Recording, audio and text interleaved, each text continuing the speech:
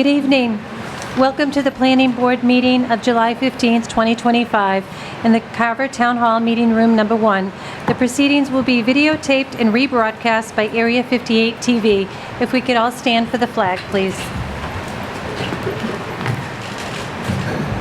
pledge allegiance to the flag of the United States of America and to the republic for which it stands, one nation, under God, indivisible, with liberty and justice for all.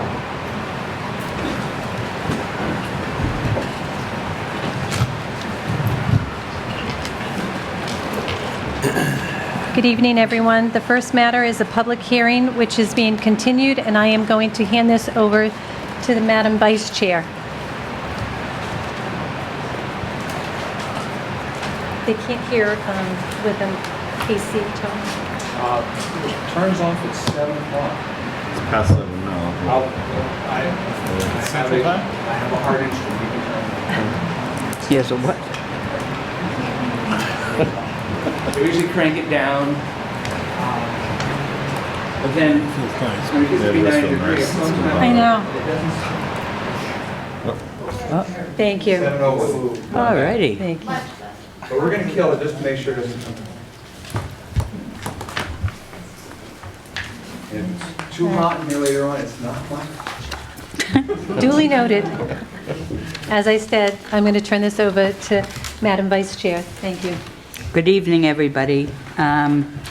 So this is a public hearing, and I just wanted to say that King Richard's Fair is requesting a site plan pursuant to Article 3-1 of the Carver zoning bylaw located at 5-9 Eder Avenue in Carver, Mass. Assessors map 87-E-1, 87-E-2, 87-E-3 in the tourist commercial TC zoning district to construct 40 wooden structures. So there'll be a discussion and a possible vote. And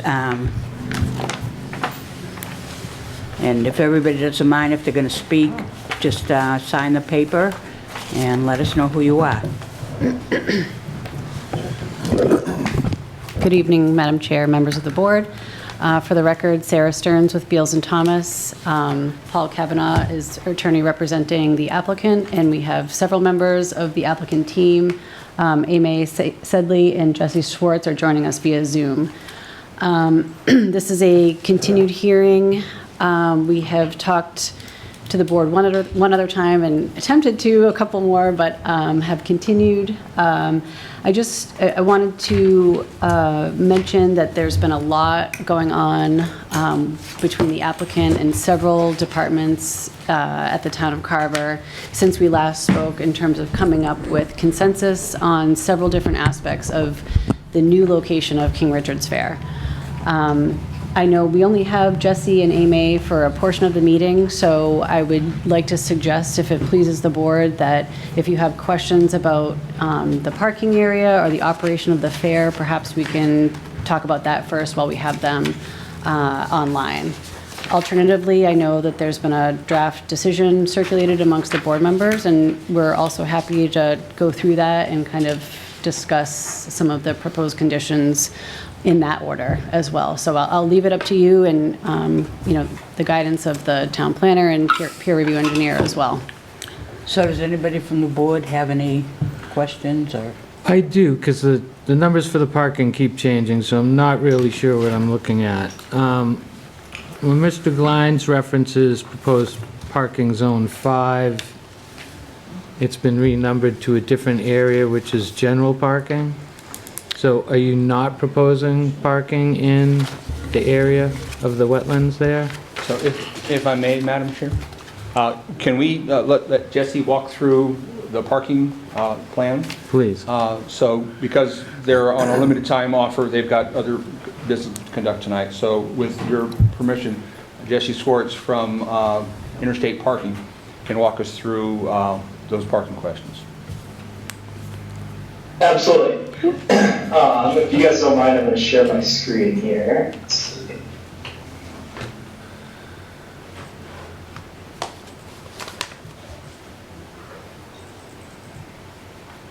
Let me know if you guys can see everything here. It's loading. Can we get the volume reduced a little bit? Well, the volume has to get picked up by our minute taker. So Jesse's going to speak in his projecting voice. We can see it now, Jesse. Perfect. All right, so let me get to a slide here that will better illustrate some things here. So we did make some modifications. Originally, we were thinking we could park the wetland area near the go-kart track. We have changed that thought process. So we are going to have 5 zones. So we shifted zone 5 that was up near the go-kart track and just relabeled it inside the main parking lot. So we are going to have zone 1, zone 2, zone 3, zone 4, zone 5. I will find an even more detailed layout here as well. So right here, you will see how the lots will lay out with the zones as well. We have gone through an extensive plan with the safety department of Carver. And zone 1 here, you'll see how we have our stripes laid out. All cars will face the pond. Zone 2, we have them coming in off Eda Avenue for participants and employees. General parking will come in from the main lot. The main lot here as well, we have laid out horizontally across. I added some white lines here so everyone can see that we do intend to strike the ADA parking spaces as well. We are going to be adding a 6-foot pedestrian walkway along the hill of the site to allow for pedestrians to walk to and from. At the same time, we are going to add a 24-foot dry lane to allow vehicles to move freely. And outside the main entrance, we will be adding a 30-foot fire lane as well here. So right now, our plan is very solid. I'm very comfortable with the traffic flow, especially working with Chief DeBilly and Chief Weston as well to ensure we have the best safety plan on site.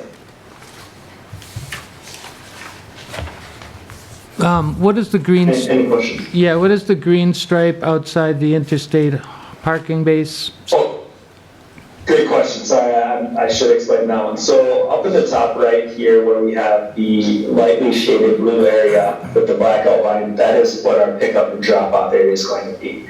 So I identified the green area. Those are dedicated drive lanes for vehicles to come and go from the pickup and drop off or shuttle buses if we do any remote parking.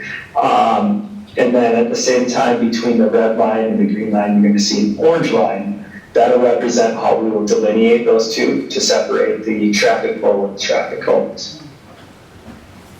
Pick up and drop off area for whom?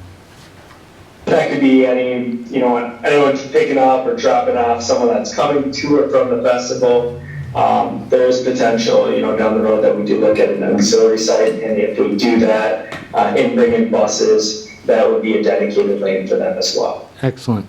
Are we limiting parking zone 2 only to employees and vendors, or will that be for general parking also? Great question. So there is a cone line that goes down here, the orange, that separates the two sides of zone 2. We will take in general parking on the right side of zone 2, coming inside the main lot from gate 1. At the same time, we'll have traffic directors here, right outside that entry. Same with right outside of zone 1 as well. We do plan on putting crosswalks down for safety as well to identify to pedestrians and vehicles. How will you prevent general parking from using Eda Ave? So that's another great question. So we will have a security detail at the end of Eda Ave in conjunction with the fair, along with ample amounts of signage that will state participant and employee access only. Eda Avenue is also our dedicated area for emergency services to come in through the backside as well. All right. I noticed parking zone 1 used to be wetlands 4 or 5 years ago, and it was filled in. Have we received anything from the Conservation Commission in regards to using that as a parking area? And was it filled in appropriately, and were the permits gotten for it? Amy, or do you want to answer that question? I wasn't on site with the soil samples. Amy, you're muted.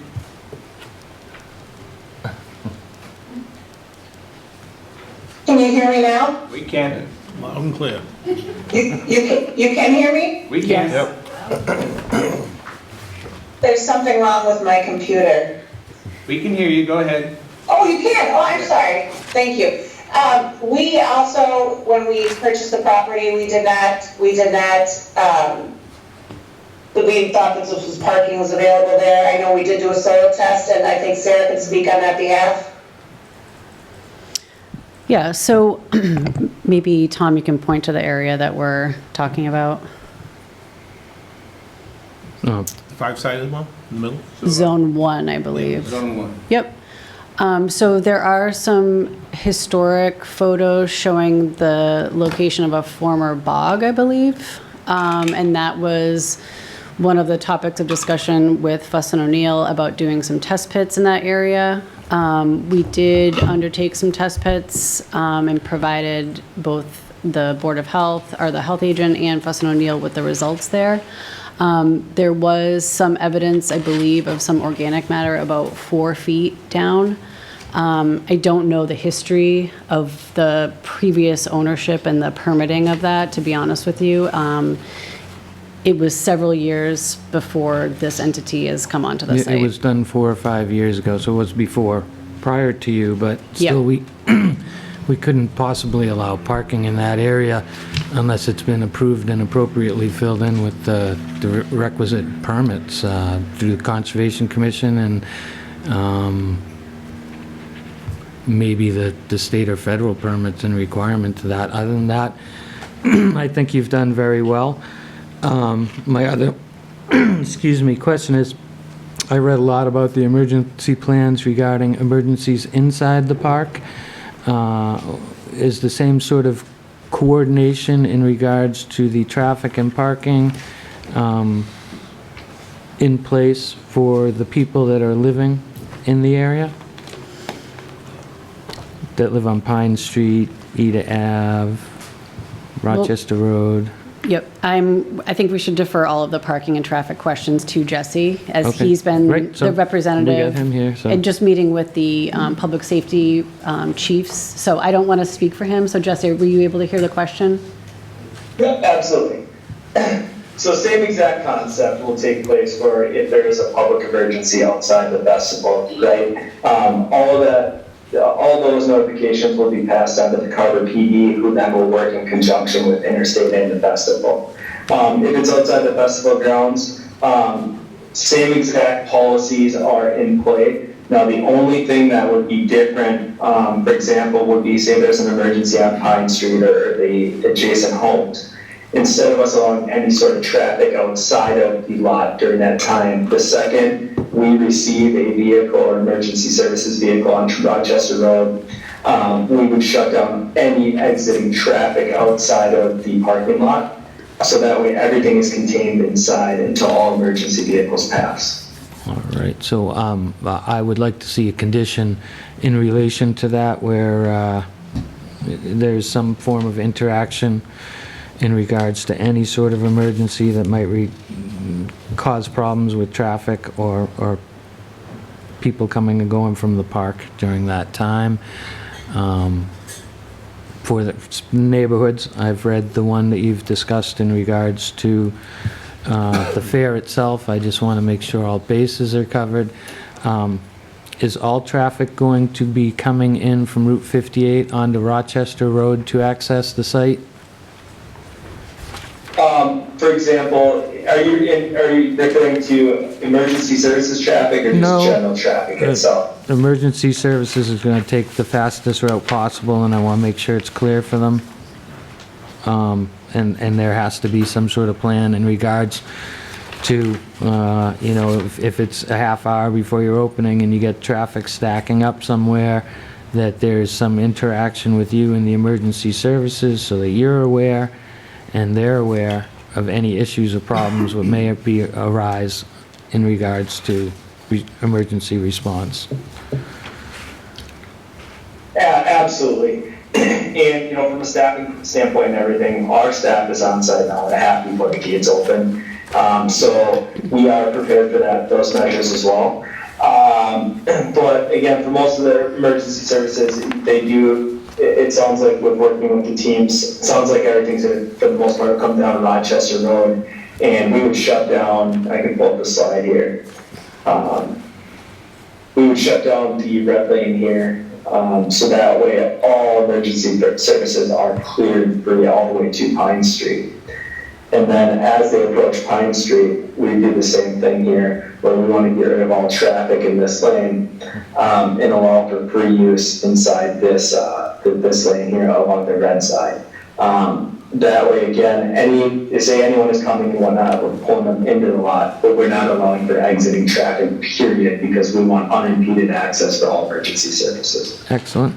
And what's being done to make sure all the traffic comes in from 58 through Rochester Road and not through all the back ways? Exactly. So ways and all of these GPS routes through the electronics have been rerouted to direct them through 58 in Rochester. Now, that's only people that are following GPS and whatnot. There could be locals or others that know the back road through the Meadow Street and all that do potentially bring traffic in there as well. But everything we've done in our power to push everything to 58 in Rochester. Excellent. So, Madam Chair, if I may? Yes. Jesse, do you want to talk for a couple minutes about the staffing levels you've got on site and how they go about parking those vehicles, as well as in the conversation? We had, we've had 3 technical review committee meetings, and we had a 4th review committee meeting, which essentially was with the safety services to approve the traffic plan, the transportation plan that's been shown on the screen tonight. So if you want to talk a little bit about that process, how many people you're going to have on site and where they're going to be stationed at, and your interaction with public safety, that'd probably be helpful for some of the board members. Absolutely. So as of now, I'm projecting 45 people on site. The key to us is parking vehicles efficiently, getting them off the road. As long as 2 salaried managers at all times, myself, my senior events manager that travels country riding festivals, and a few others. So we will have a healthy amount of staff there, and we'll also have senior executive leadership on site. The key for us here is, how do we park the cars? We consider interstate parking to be speed parking per se. We have flaggers, we have spotters, and we have parkers. Each of them have a specific job to do. So as these vehicles are entering in, right here would be our actual parkers. This will be our parker, this is our spotter, and these are our flaggers. So our goal is to guide these cars to drive in as straight as possible, because it allows for the most efficiency. We park front to back. So we'll park the first car up to our header line that we call it, and then we park our second car right behind that. And the reason we do this is it allows it to happen much faster. So people aren't opening their doors, they're not holding up traffic. We're coming in one right after another. But the other key piece of this is all pedestrian traffic is then walking away from the vehicles instead of, mitigating or migrating through them or holding up traffic. So we're no longer waiting for that, but also it reduces the safety issue of, the kids running through the cars or whatnot, because we're always moving away from the vehicles that we just parked. So you'll see in this top slide here, this is what it looks like where we're filling the first section. And then the bottom slide will show you what it looks like when we fill the bottom section, and then as we progress to our second line, and we work back and forth. So we consider this a zipper style, because we're basically filling one side and then filling the next and closing it off together. Then here we go. There will be obstacles in the lot. For example, there are some light posts, or throughout the lot there are septic tanks in some areas that we've marked.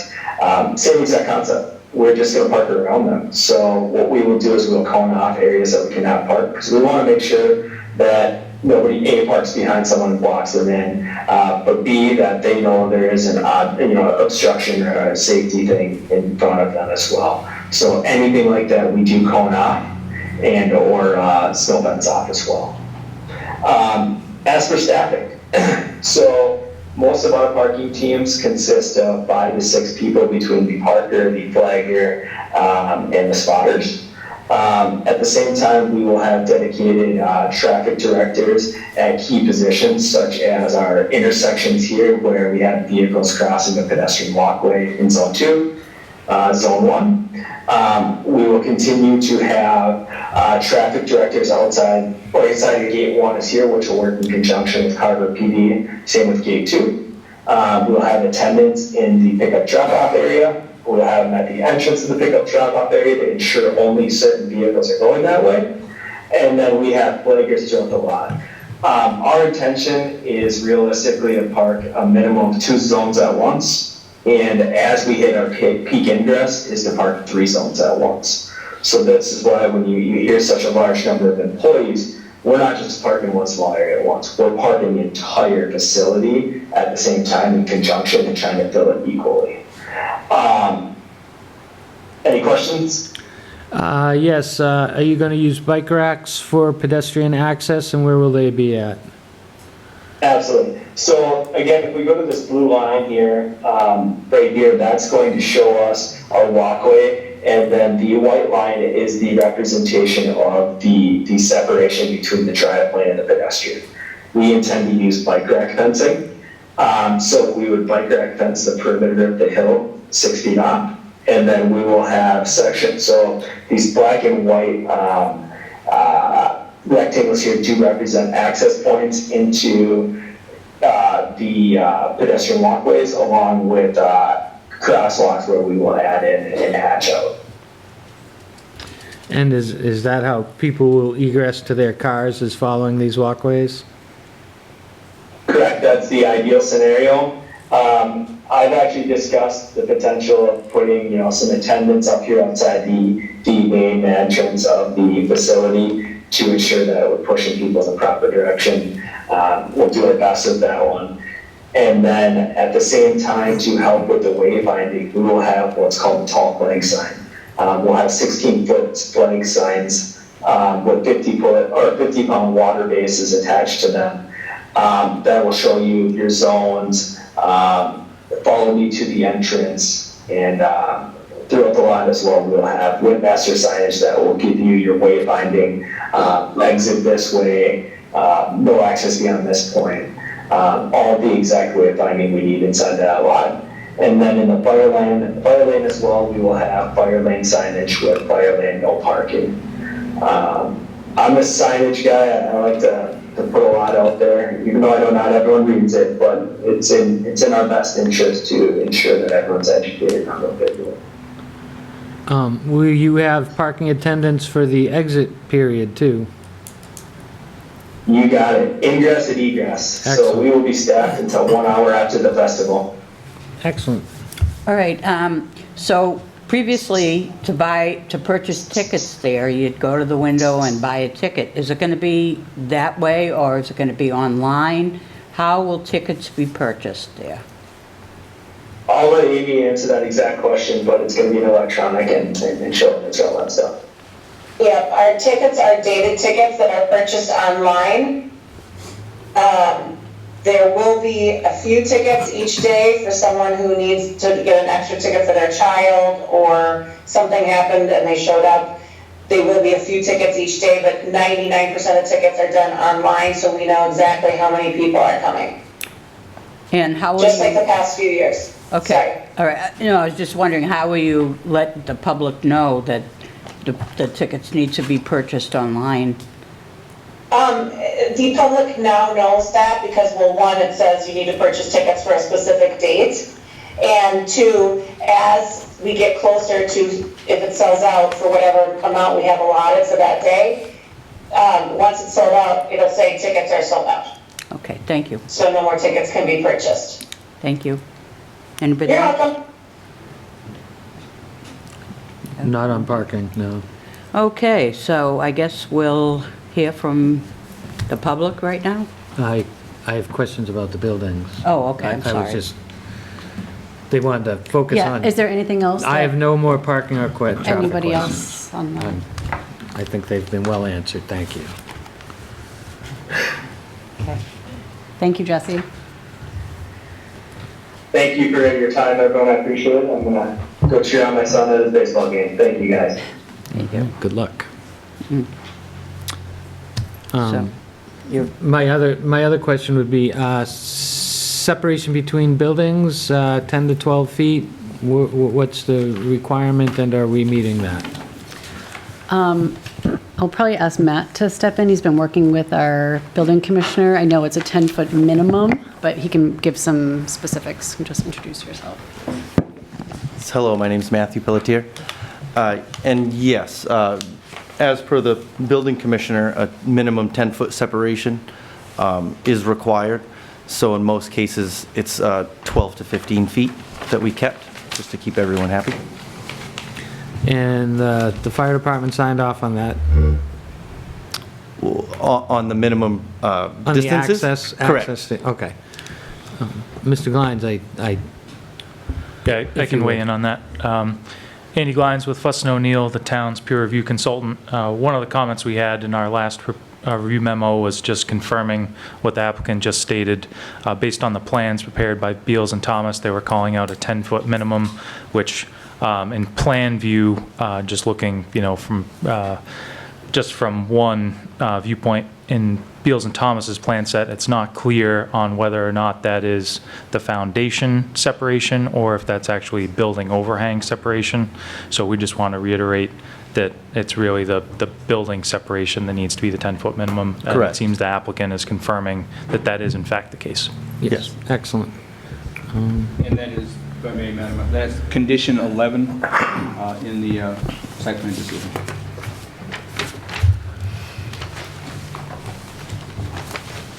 I don't have any more questions at the moment. No, I think Anybody you've done a good else? job. I think you've put it together well, and I agree with you. All right. Anybody else? No? Thank you. Okay. I think it's time for the public hearing then.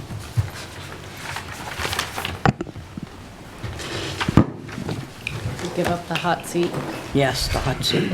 So if you're going to come up here and ask your question, please sign in on the sheet we have there with the cute little pen and let us know who you are. Anybody from the public want to speak?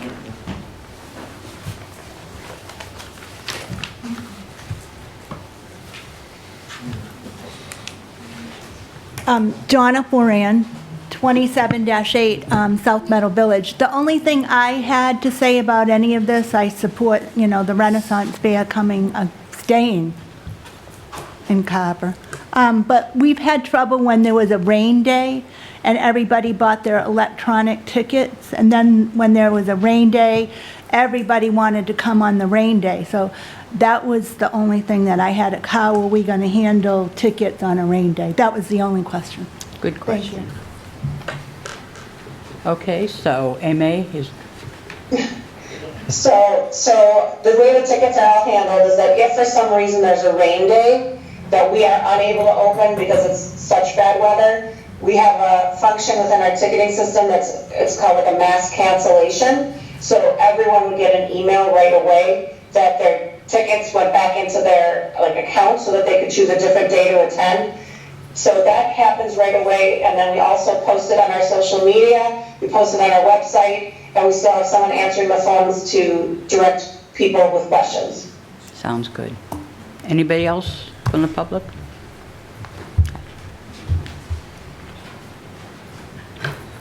And sign in, please. Okay, I will. Hi, All right. my name is Sarah Angley.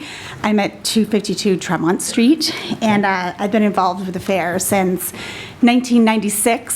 So I just want to come up and say I am so glad to see them move, and that we're able to keep them. And I am just really glad that it looks like it's, all coming together. So I just wanted to put in a positive word for it, that we're very excited to be keeping the fair and having them here, and we look forward to a great relationship with the fair. And I just want to reiterate, like, I just worked at the fair. I don't have anything to do with the management of the fair. So thank you. Thank you for your opinion. I think most of us are really looking forward to this. Great.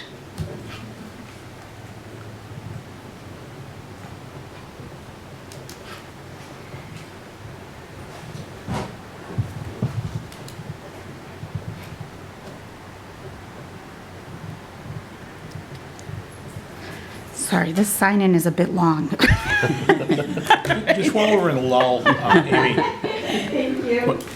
Okay. Just while we're in a lull, Amy, in a situation like that where you have a rain day, I know this is how it should work, but I'm just going to ask because I've seen systems that are poorly designed. Is that going to, will the cap on ticket sales for the other days be respected with regard to the redistribution of rain day tickets? So if you've already got, 90% of your capacity on the next available day, it's not going to allow any more tickets to be sold than normally would be. Is that correct? Yeah. Yes, that's absolutely correct. Once the day is sold out, it's sold out. So if someone wanted to come on a day that, was already sold out, they wouldn't be able to purchase tickets for that day. They'd have to choose a different date. Okay. That's how it works at Fenway Park and Foxborough, so, Any more seats? Okay. Anybody else?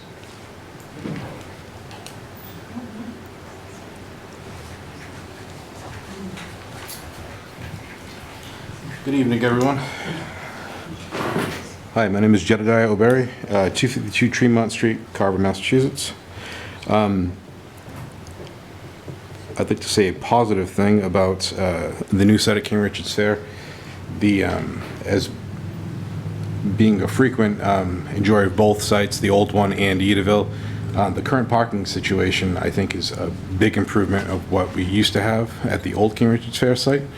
Wide open, plenty of in and out. I think it's going to be less of a burden on the town with morning and afternoon traffic. I hope that wasn't my phone. No. Okay, sorry about that.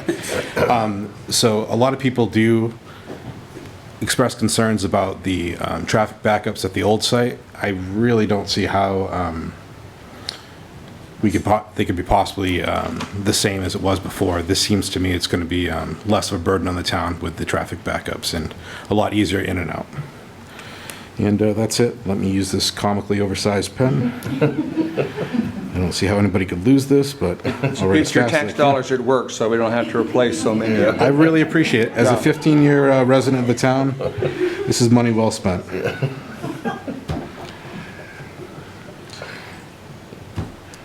I'm still writing, but I'd like to thank everybody for having this special meeting tonight so we could actually get down and get this done. There we are. All set. Thank you very much. Thank you. Anybody else? Speak now or forever hold your... No.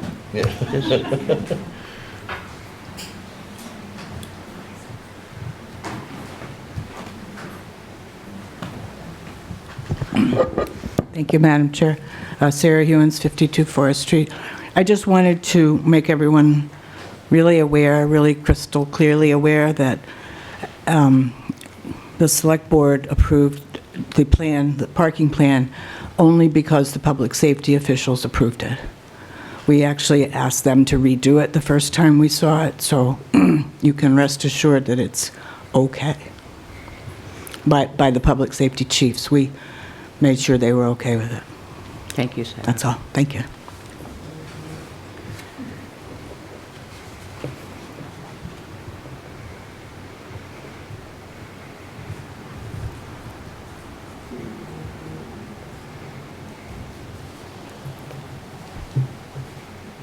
All right, once again, is there anybody else that would like to speak about this?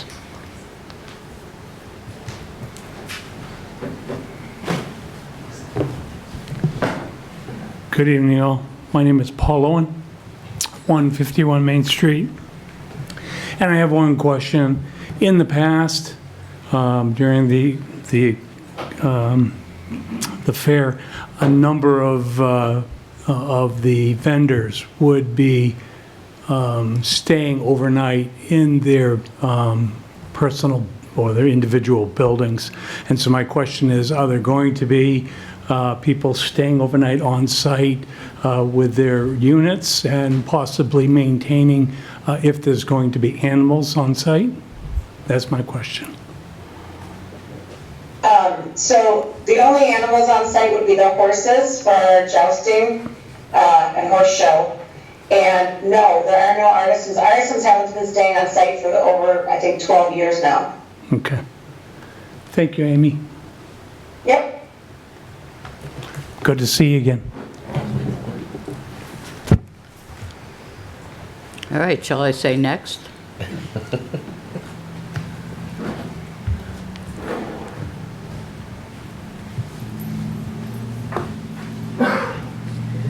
Hello again. I saw you last meeting that I was here. My name's Ariana Lopez. I live at 36 Fosdick. I'm here to support what's going to be our new home at Edaville, and our vendors, all of our workers who have been working tirelessly to get the site all set, and all the businesses and planners that have been helping, and you guys for doing all the extra meetings and making sure this is all going to go like clockwork. And I'm sure I'm not the only one who's really grateful for that. So I wanted you to know that we're really happy that everybody's looking at the same long-term goal, which is our home now at Edaville, and all of the improvements that are existing now and what will possibly happen later, and just make it better than it ever was, if anybody could ever have thought that. So thank you all so much. Nice comments.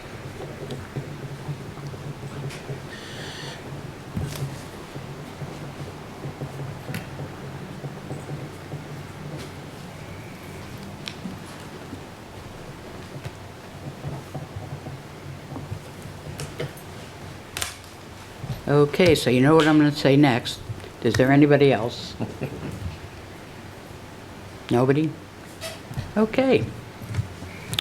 Can I get a motion to close the public hearing? I will make a motion to close the King Richard's Fair public hearing for site review at 5 through 9 Eda Ave for construction of 41 wooden structures. I'll second it. All in favor? Aye. Aye. Mr. Shea says aye. Kevin Robinson says aye. Ellen Sodillo says aye. Okay. All right. So we're going to close the public hearing. And let's see. It looks like it's all going to be well, and everybody is on the same page. So thank you, everybody, for coming to the public hearing. We appreciate it. And I guess that's it. Madam Chair, would you like me to talk a little about the draft decision that the board members have? I would love that. Thank you. This is, there's an 8-page decision with 20 conditions, 10 are in the fire department's condition number 5, so we'll call it 30 conditions.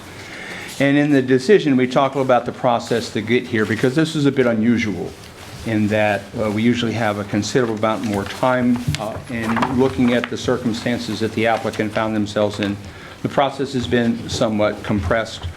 So in the decision, we talk about how the site plan application has been compressed and requires the applicant to return to the planning board at the end of the fair season with additional technical information that's been described below in the conditions.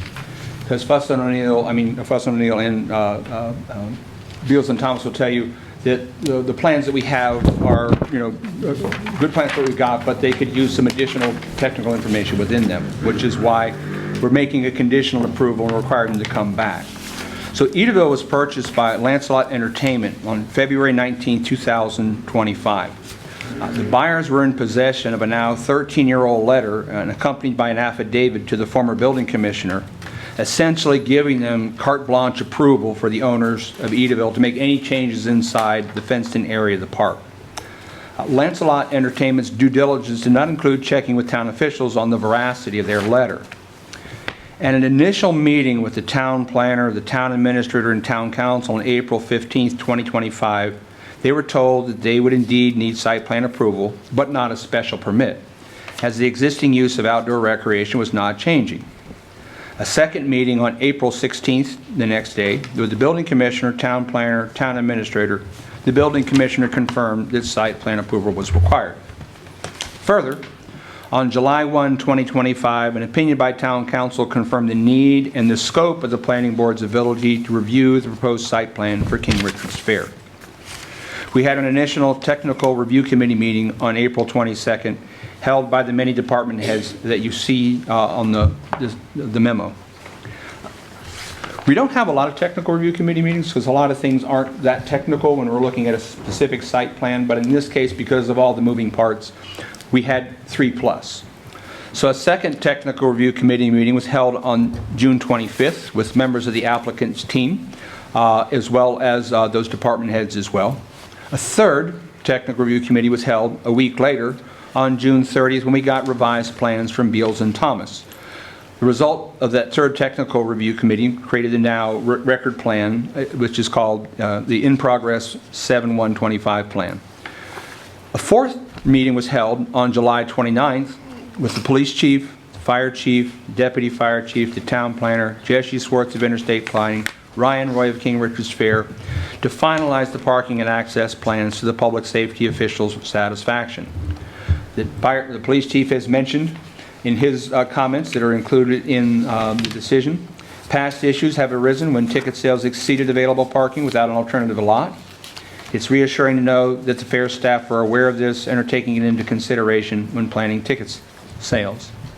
We go on to note the fire department's conditions in that memorandum as well.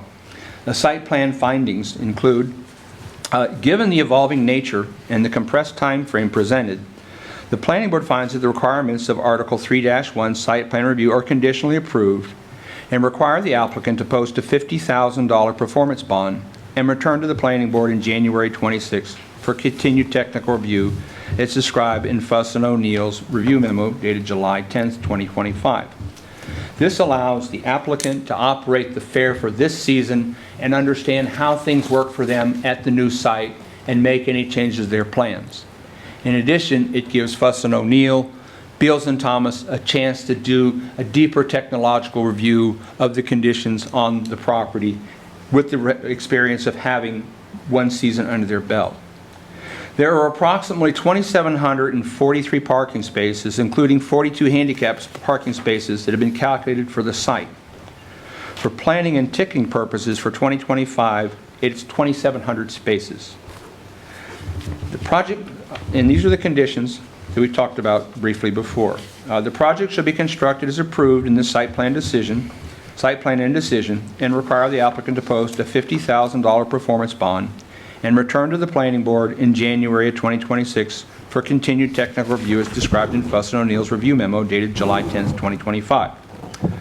Any other revisions will require approval from the board as a modification of this decision. As always in every decision, the applicant is responsible for proper operation and maintenance of the site during construction, with sediment control, erosion control to be installed and repaired as necessary, including dust control during construction and roadway aprons to be kept clean and swept of any dirt and debris. Condition number 4, they shall provide a parking layout with adequate parking spaces, aisle sizing, and pedestrian path. Approximately 2,743 parking spaces, including 42 accessible spaces, have been calculated. The only 2,700 spaces are approved for planning and ticketing purposes. Parking stalls shall comply with Massachusetts Architectural Access Code Board 521 CMR 2300, parking and passenger loading zones, and should be outlined on the ground and restriped during the event as needed to ensure that the submitted layout is followed during the operations. You saw the stripes on the plan. Give me a second as we scroll to that.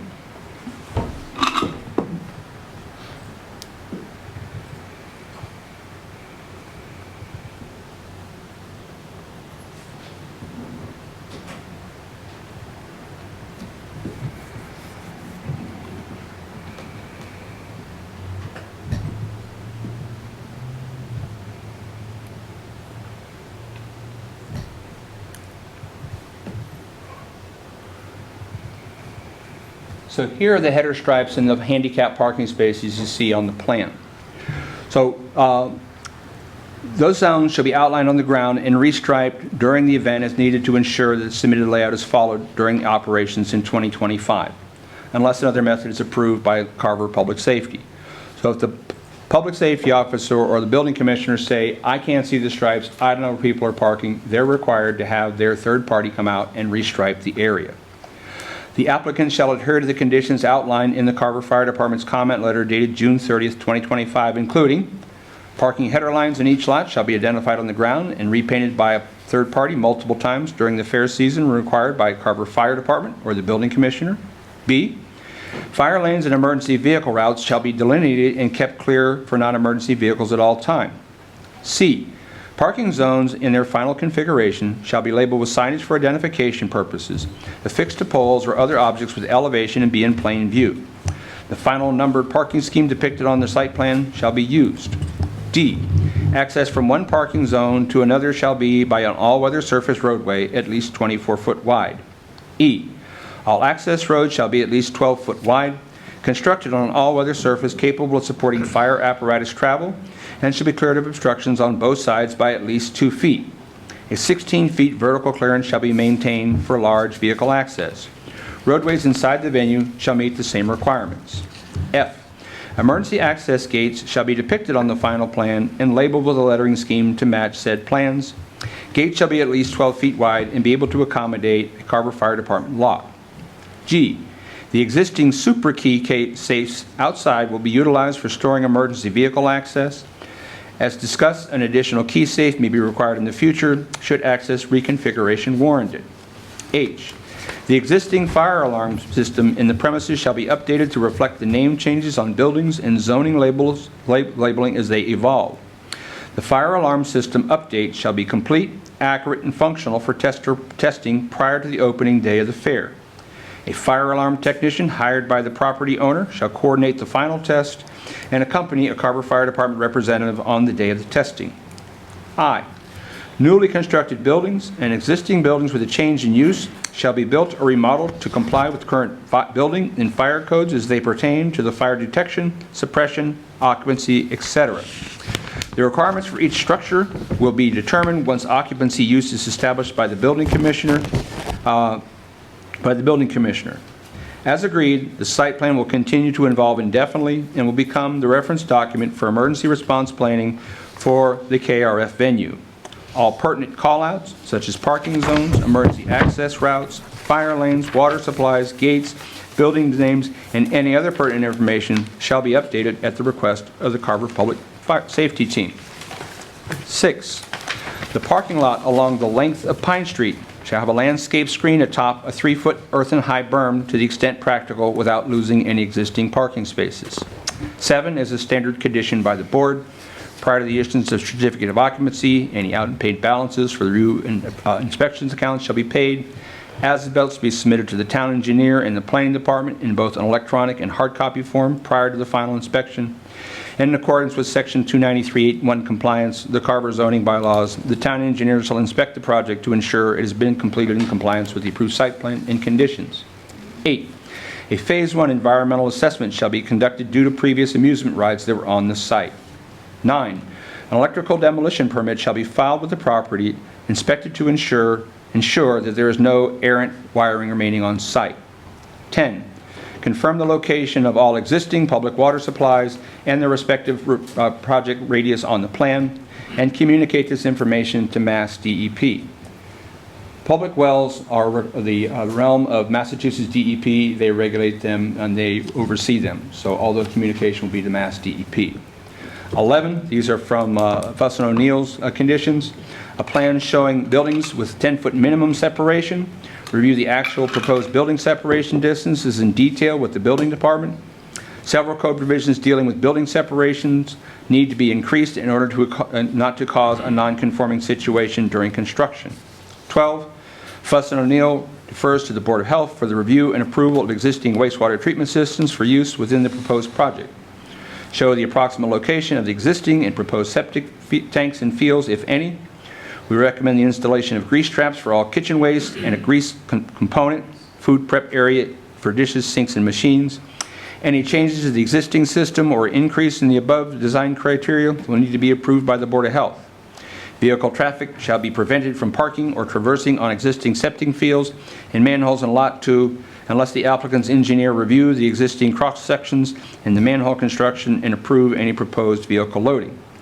13, provide a minimum 4-foot deep and 24-foot wide crushed stone for all proposed building structures. This will provide a starting point for accounting for stormwater runoff. The applicant's engineer may decide to increase as needed to assist in compliance with the final stormwater design. 14, signage. Any sign changes and information in accordance with Article 3.5 of the Carver sign bylaw shall be provided in the plan set submitted to the building department for the building permit. Condition 15, erosion control. Proposed construction activities for 2025 season will require sediment control installation and concrete washout according to with ordinance and the DEP stormwater handbook. In lieu of a formal construction entrance, please add a note to the plans requiring ongoing visual monitoring of soil tracking within the parking lot during construction, with pavement sweeping as required to prevent soil tracking on the adjacent roadways. 16. Proposed bleachers will require stamped plans prepared by a licensed professional engineer registered in Massachusetts certifying that the design and construction meets Massachusetts building codes. Fuss & O'Neill defers review and approval of the designs to the town building official. 17. Submit a calculation for required and proposed ADA parking spaces, a proposed signage plan to inform fair tenders and show proposed locations for parking and signage on plan details. F&O suggests signage to delimit these parking areas. The applicant may provide other alternatives. 18. At spot elevations or design slopes to be adhered to for ADA parking spaces to ensure proper construction in compliance with ADA requirements. 19. There shall not be any improvements, restoration of an existing or proposed parking lot within 100-foot wetland buffers without Conservation Commission approval.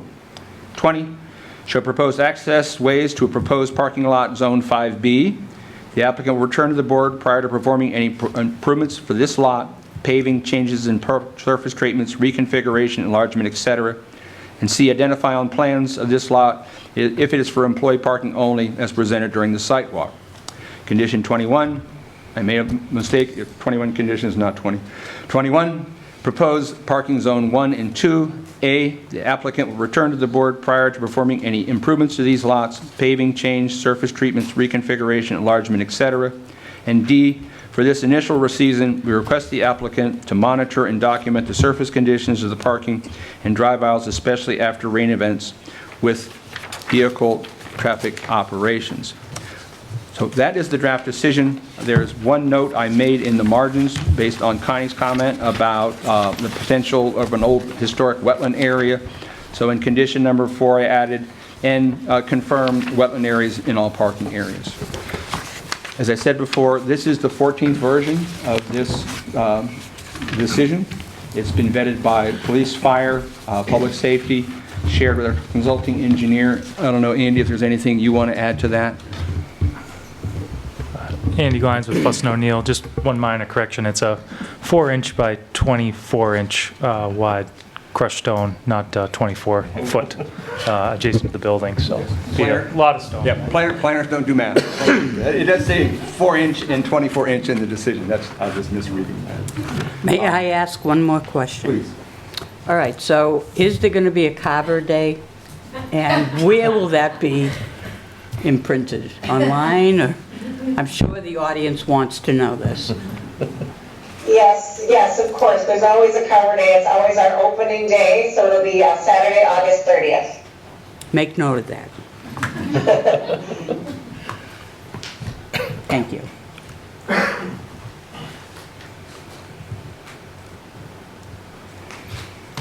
Okay. So at that point, if the board is satisfied with the conditions, we can call for a vote, and we'll have it filed. The building commissioner has reviewed this as well. He has the building permits queued up. So as soon as this is signed by the board, they'll be able to finish pulling the remaining building permits and get busy getting the fair done, because I understand there's going to be people showing up on the site on August 30th who may not be, working there or reviewing plans. All right, so can we have a vote? I'll make a motion to approve King Richard's Fair site plan review with the exception that parking zone 1 cannot be used for parking until the appropriate approvals from local, state, and federal authorities have been received. Such approvals may or may not be from the local Conservation Commission, the Massachusetts DEP, or the Army Corps of Engineers. Second it. Okay. All in favor? Chris Lake says aye. Mr. Shea says aye. I'm in eligible to vote. Okay, so Ellen Sodillo says aye. Congratulations and good luck. Thank you, everybody. We all really appreciate everyone's hard work and fitting us in to try to make this happen, so thank you. So Curtis, you were the second one? Yep. Thank you, everyone. Thank you. Thank you. See you there, Amy. Connie, do you have that language?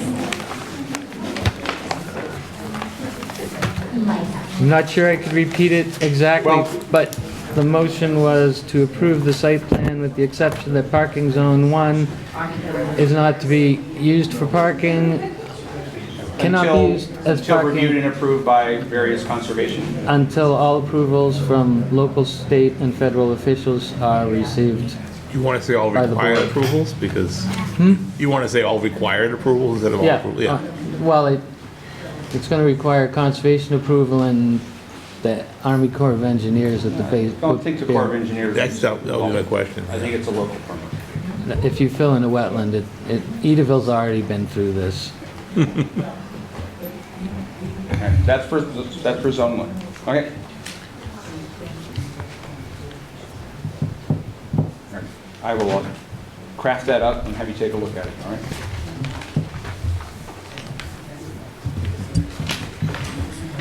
Back again. Yay.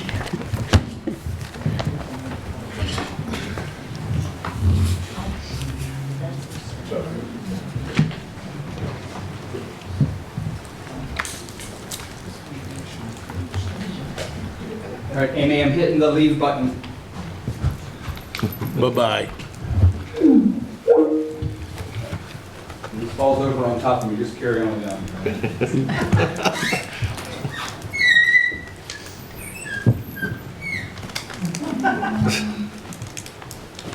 All set, Mr. Bott?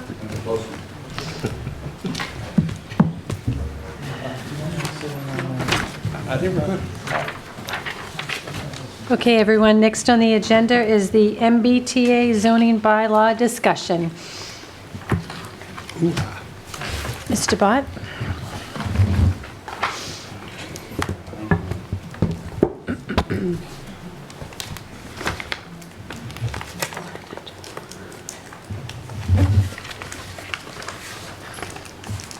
So, thank you, Madam Chair. So as you know, on July 1, the Planning Board and the Select Board had a joint meeting and decided to move forward with the MBTA zoning bylaw for a town meeting that is likely to be in September. In the interim, we have retained the Barrett Planning Group. Through the statute provides free technical services, as we talked about, free to, somebody paid for them, but free to the town technical services. So Judy Barrett has put together a scope of services that we're reviewing today, and we have our first meeting proposed for the 5th of August. So that is when we will see Judy for the first time. The schedule that I have put together is relatively tight because the Select Board want to have a meeting originally in late September, maybe early September, and their meeting revolves around when they're going to be ready to come forward with a pilot agreement for Cranberry Point. Right.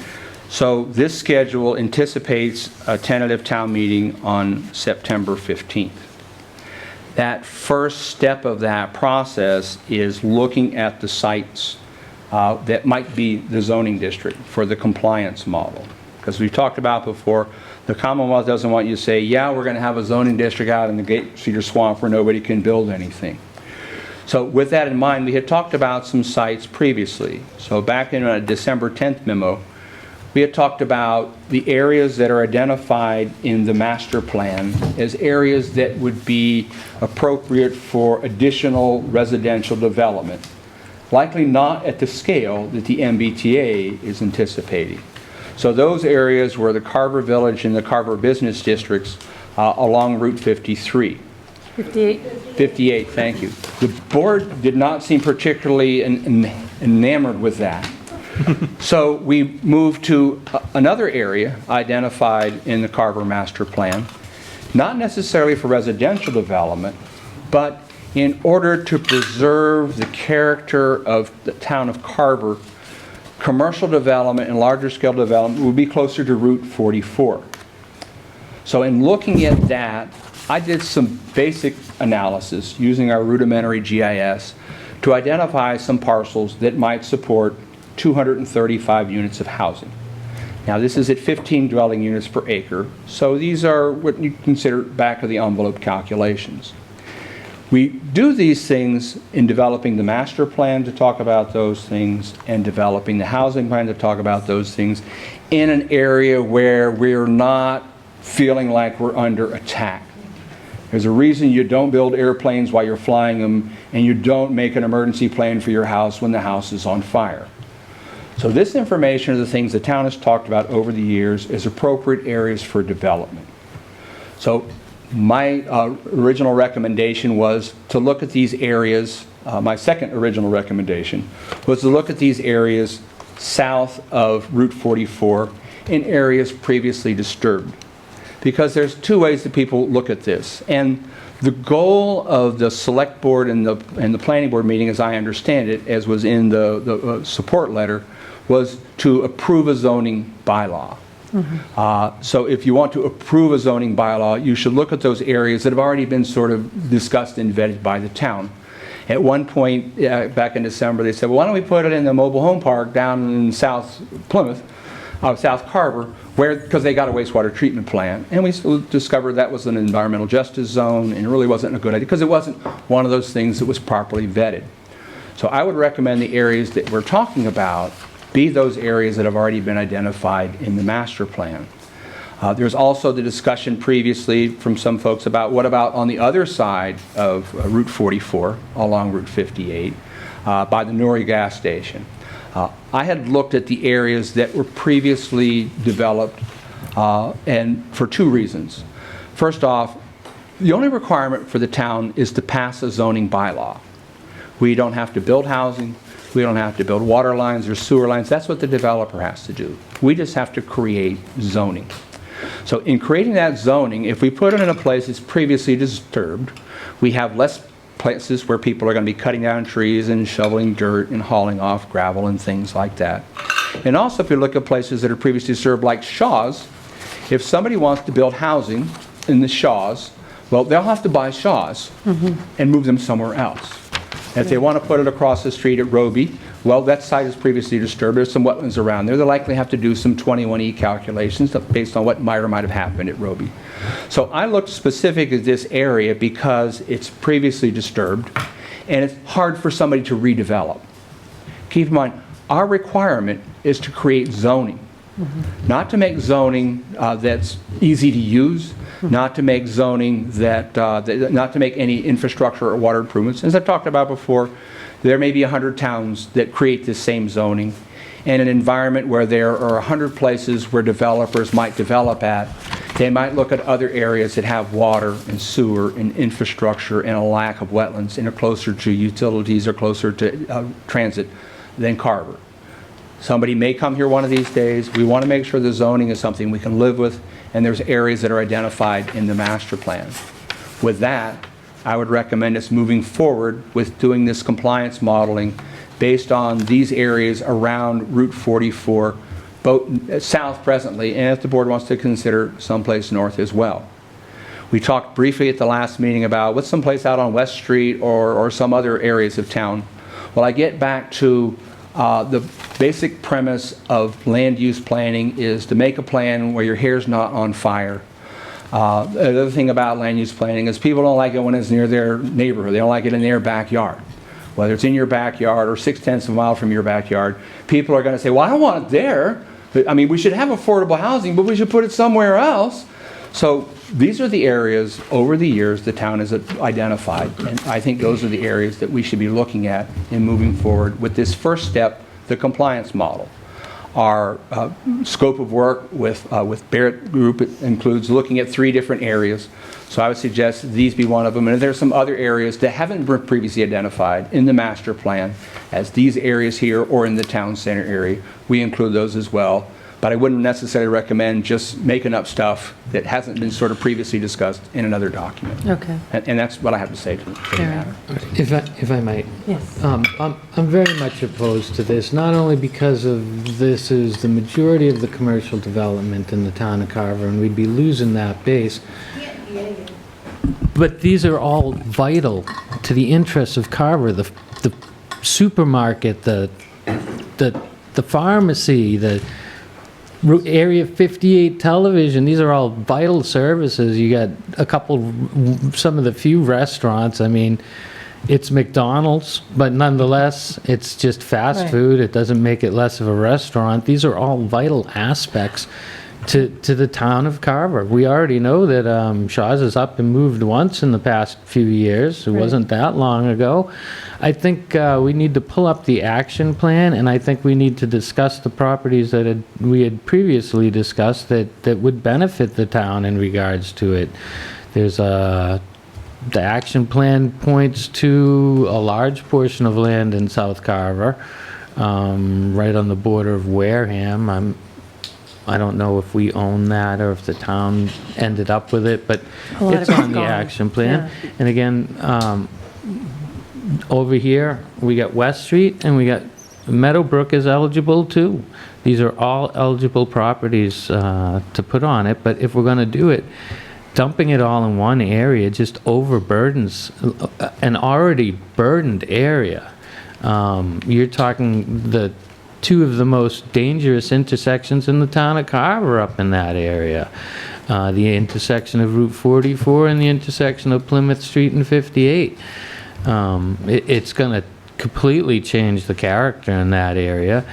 I might be able to be convinced to separate it into, say, 3 different ones with maybe Roby's and center of town and the South Carver, but again, it's unnecessarily overburdening, as well as our emergency escape route, and that Route 58 is it. And once you hit 44, where's there to escape to? The Middleborough Rotary, and if it's important and there's an evacuation and people have to leave, I can assure you that that Rotary is going to be backed up all the way to Carver, without question, and almost immediately as it is.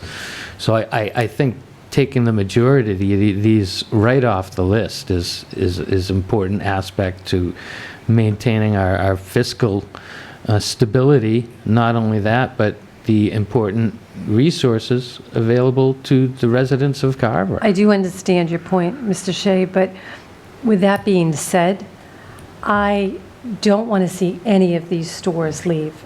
I think we benefit from them. I don't want to see anything leave, especially the grocery store.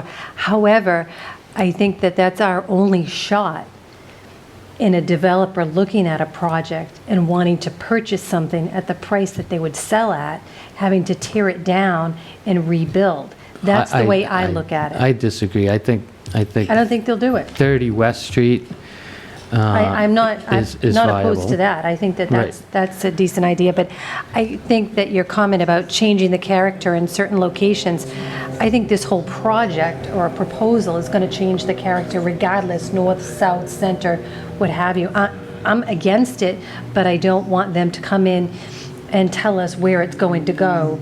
So I am open to looking at other options as well. But I don't have a problem with that, because I don't think that's going to be attractive to a developer, including that in it. That is something that Mr. Blas mentioned from the very beginning, and I think that's correct. I do think that we have to be, in everything we do, governed by possibilities, not probabilities. We can't predict what the owner of any piece of property is going to do. They may do something that doesn't seem to us to be in their self-interest. They may have other motives, they may have other deals. So I think we have to be as assiduous as we possibly can in the breaking this up into 2 or 3. I do like the idea of 3. Mr. Shea and I did not coordinate this, by the way. That was exactly what I was thinking during the week when I was reviewing this. North, Santa Carver, and south, or some variance thereof, 3 pieces of pie. They don't have to be the same. But I think that that's a wise course, and I think it will also, again, in that we are creating zoning, not trying to put out the welcome mat, it'll make it easier for us to control anything that happens, that does happen. If the owner of Shaw's gets an offer they can't refuse, and that same option is not open to the owner of CVS or anyplace else, then maybe that's a way to mitigate some of the possible impact, so. How many acres do they need? 15.2. Doesn't have to all be contiguous, though. So, Well, even if you split Mr. it. Planner. Sorry, okay. So in making these calculations, I looked at, to get 235 units of housing, we've got, gosh, it would be great if I had put a total at the bottom of that. Hang on, let me get my spreadsheet.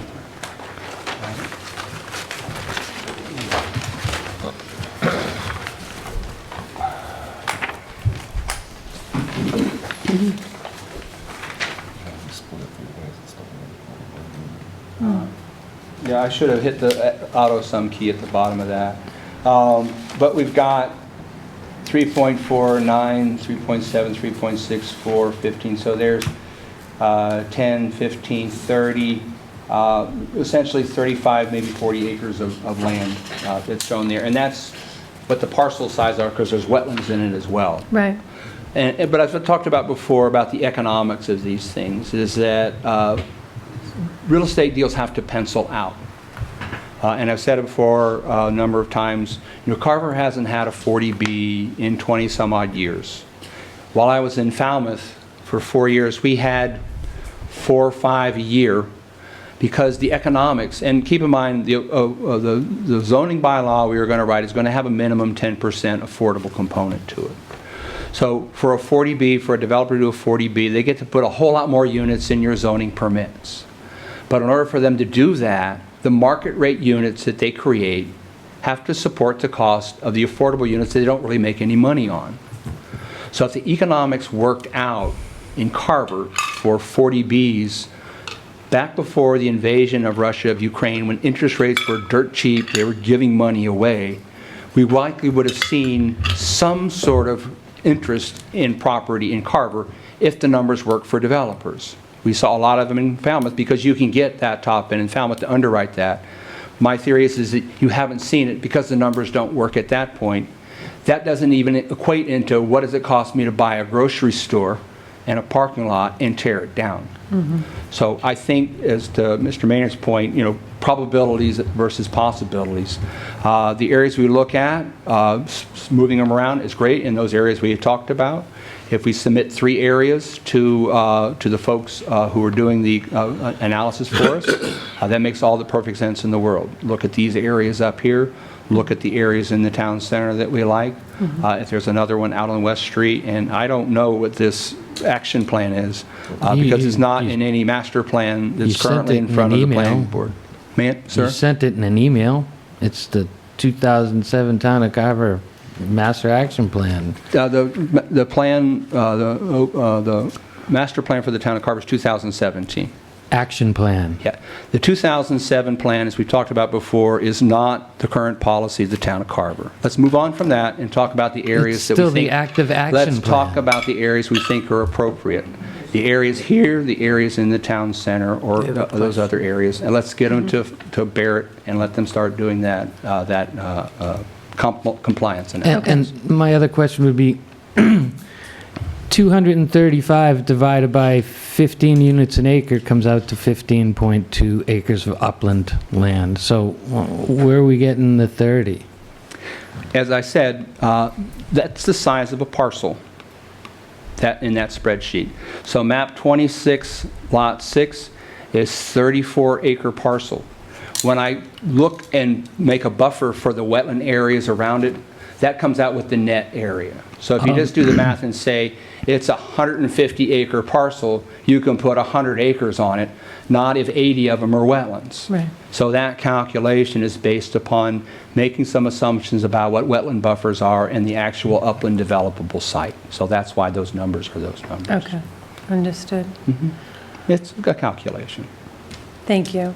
This is not a public hearing, but I will allow for people to ask questions if they would like to come forward. Hi, my name is Constantine Paganis, and I'd like to elaborate a little bit on some of the choices that Mr. Bott presented. I didn't hear that much talk about one of the choices on North Carver. That's the property behind the Noria gas station. Can everybody hear me? That's 29 acres, almost 30 acres, with 14.8 acres of upland. So right now, if you do the math, that comes out to 222 units. And, you know, I've gone through some extensive engineering to look for the highest and best use for the property. And I've presented Mr. Bott with some layouts. And right now I have one. Now that we filed the ANRAD, we had the property flagged, so we have 14.8 acres, 222 units. I have a well site located with a wellhead, zone 1 wellhead protection area that will drill our own well, which will support, maybe not, I have to maybe move it around a little bit to try to get all 222 units, but at least it's going to support 200 units with my own well, my own treatment plant on there. I So appreciate you coming forward, So but Constance, that's the one on the map, on the screen there, right? did the work already. no, I understand that, and thank you, but I think you're missing the point that we are not in favor of this, and I appreciate you offering this, but it's Oh, so not... you don't want to follow the state's recommendations and be in compliance? No, I want to be in compliance, but I really don't want to find something that works for them. Oh, I got you, okay. That's- So, okay, mine works, so if you ever want to go there, I could do it. I would say that that's much more attractive than losing I'll our get some money, various there's businesses. a lot of state money out there. You know, rather than having the state look at you and try to penalize you, there's a lot of infrastructure money right now just got approved, so the... I'm not looking to be penalized. I don't want anyone to be, I don't want the No, town to be I understand, but penalized for this. the state is, you know, Yes. they're threatening. You know, I just had a 3A approved in Rowley. We had like a 300 to 100 vote. We have a golf course expansion, we had 28, they split it over 3 sites. We had 28 acres, and we cut a deal. We said we'll only develop it at 10 units per acre, so we have 281 acres. Yeah. And right away after that, the state is appropriating money for the water treatment plant, because they have PFAS in their water. They just got $3 million just the other day because of us. Because we could do the same thing here. You guys have a problem with the North Carver Water District. Right. Well, I Get don't this trust the approved. state. That's where, you know, that's fine that's happening to you in that situation, but there's no guarantee that that will happen for us. There is So none, what's but the there most is an important thing to do is to protect the residents of this town and do the right thing. So for us to go on a wing and a prayer and hope that we would get some other type of assistance like you've gotten there, we can't do that. I don't want to ram or push anything to the residents. I'm just proposing a solution, and I'll explore that. You don't have to approve it. You could say contingent too, see if we could get some state grant money. I'd like that too. I'd rather have water. I'm paying a betterment right now. I'm paying $50,000 a year in taxes for a betterment for water, and you guys aren't providing me with water. I'd like to explore that for myself, and that could help all of North Carver to grow. All right. I mean, no abutters there. There's nobody that can complain. We'll certainly take that into consideration. Thank you. Thank you. Yeah. So if the board wants to consider, as we talked about, taking this area and sort of spreading out a bit, you could look at both sides of Route 44 and submit for the compliance model the properties I'd previously identified as well as this one, and just to see what the outcome is. So, after the compliance model, and we look at those, our next step will be to say, well, these are the areas we want to include in the district. So it's the pleasure of the board, but if the board wants to include both the areas north and south of Route 44, that certainly is an option. I will tell you that if wherever we put it, they will come and build it. The state is giving money, they're shoveling money out. I think the state actually is trying to pass a bill right now that gives the state the ability to override local municipalities on 61A to acquire properties. So this is coming, and you could say, oh, you got to build there's too much infrastructure. No, the state is going to provide for that. Wherever we put it, they will come and build it there because the state and the federal or whoever will provide the money and the funds to do it. Whether they're giving us grants or not, this is how they'll do it. Oh, we'll fund money into a sewage treatment plant or a public well system. So if you think putting it in the Shaw's area is going to stop or slow down people right at the intersection of those two main roads, it's not going to slow them down. We need to spread it out. We can't burden everybody. How many people leave for work in this town and have to pass through that intersection? You can't. I just don't think it's safe or appropriate to jam it up because they will come. It's only a matter of time. Might not be 5 years, but 10, 20 years. They're going to build it wherever we allow them to build it. Right. You do live 0.6 of a mile from there, so.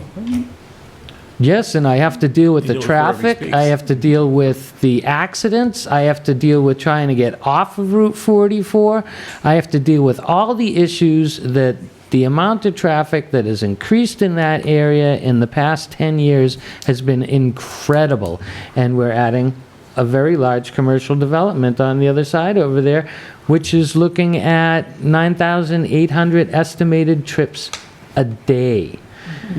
That's a lot. We need to either spread it out and equally burden all areas of the town, north, middle, and south, or we need to put it somewhere like, again, I refer to the action map from 2007 that was sent in our email packets that shows right on the line of Wareham, outside of the community justice action area. That is, it might be Makepeace property, but it is a large piece of property, and I think that's how we need to approach this situation because we're a small town, and any development like this with 15 units per acre is going to change the town some way or another.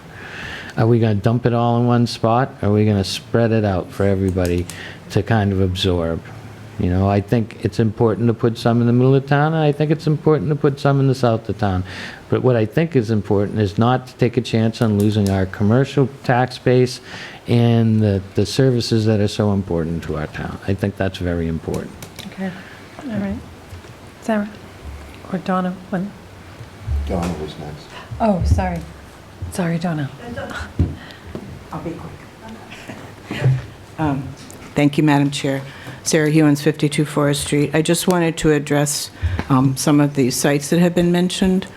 If the site on West Street is the site that I think it is, that could possibly be a 21E site, which might, if I were the state, I would appeal that if that were where we zoned it, because, anyway, enough said. If we know what a 21E site means, it means a big cleanup on the part of the landowner.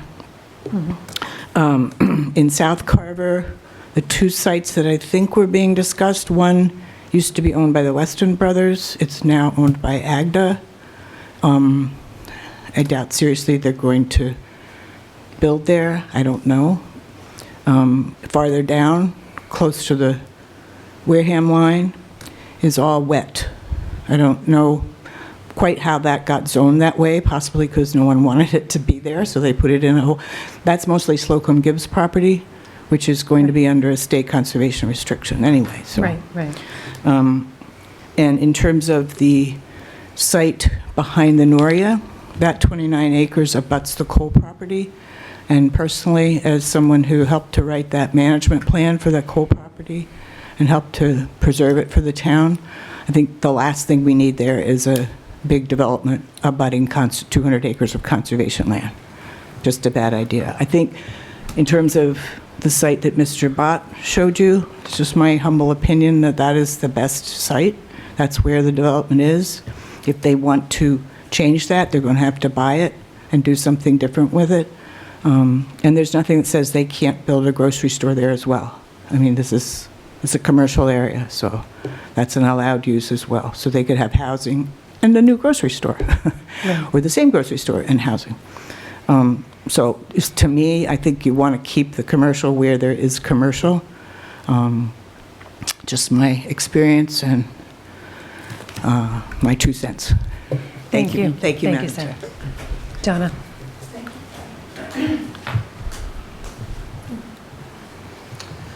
So, Donna Moran, 27-8. Do I need to sign this again, or am I? You're good. No, okay. All right, well, first of all, I heard Mr. Bott kind of mock someone who was worried about this being built by their property, but that's all of us in this town. We're all concerned about this. And, you know, he was kind of making fun of us because we're concerned about it. So I'm appalled by that, number one. But number two, we have 4 cranberry processing plants in this town. We have them in South Carver. We have, you know, the Deacon's Cranberry. We have Hiller's over on Pond Street. We have the Mr. Fernandez property, as well as we have the Williams Cranberry Company that does processing as well. So my point here in all of this is we are an agricultural community. And we have to think about that. Like, what is going to be the best? And obviously, you all know by now that I can't stand the thought of MBTA 3A zoning. And whoever came up with this, I really don't support this at all. Are we stuck? Of course we're stuck, and that sucks. Sorry to use that language, but that really is what it comes down to. We can't afford it with the policing, with the anything, with the school system, with the EMS.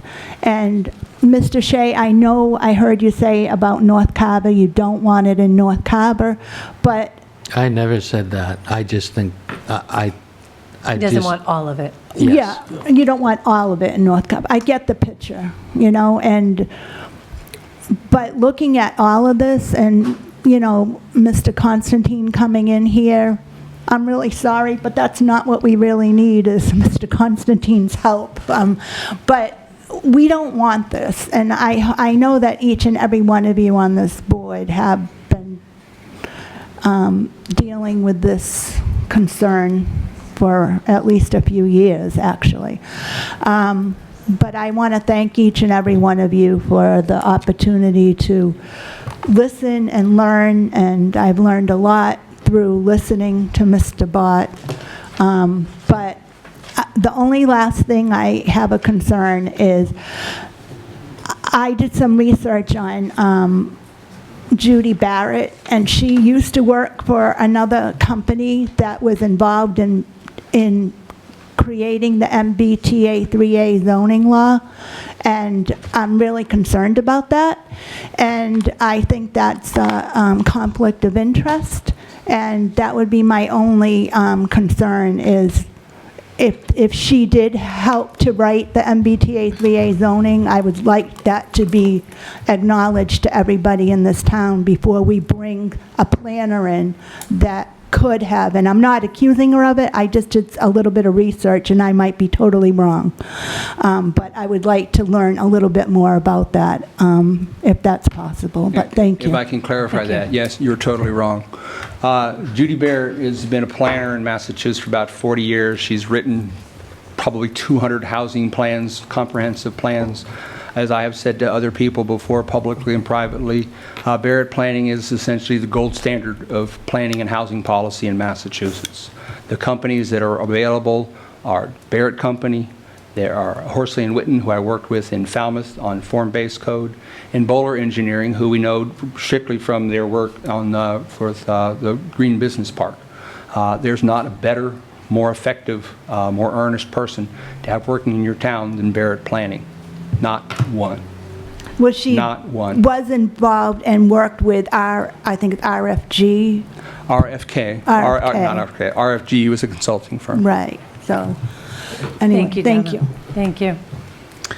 We haven't discussed the old King Richard's Fair site.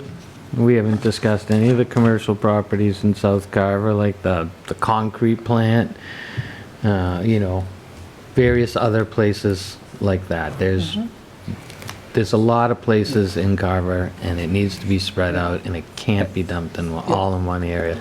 Like I would agree that it has to I wouldn't be have a spread out. problem putting so many acres for Nuria in one, and then so many acres, like on the King Richard's Fair, and then another section down where the concrete plant is.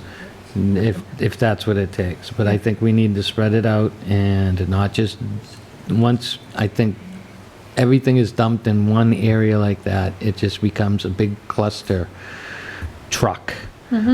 So. Who makes that decision? Who makes that We decision? will be You guys- making you that guys do. decision. Okay. So if we can, let's sharpen our pencils and talk about the areas that we're talking about. So let's sort of work from the center out. These are the areas that we previously looked at that were in the master plan that are zoned business and commercial. So this is essentially the area in North Carver Village District. This is Plymouth Street. This is just south of the area of Stop and Shop, Shaw's. Here we are down here in the Village Center area where we're sitting now, near Meadowbrook Way. Which includes the areas both north and south of the town center. This goes all the way down to South Meadow Road and north up to just north of Mamma Mia's. This is the Lakeview area in South Carver, right on Sampson Pond. This is the Wenham Pond Village area. And so those are the areas identified in the master plan for intensification of housing.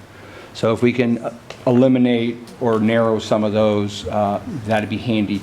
Just to move this along. Doesn't it also talk about maintaining the rural character in those areas without overdevelopment?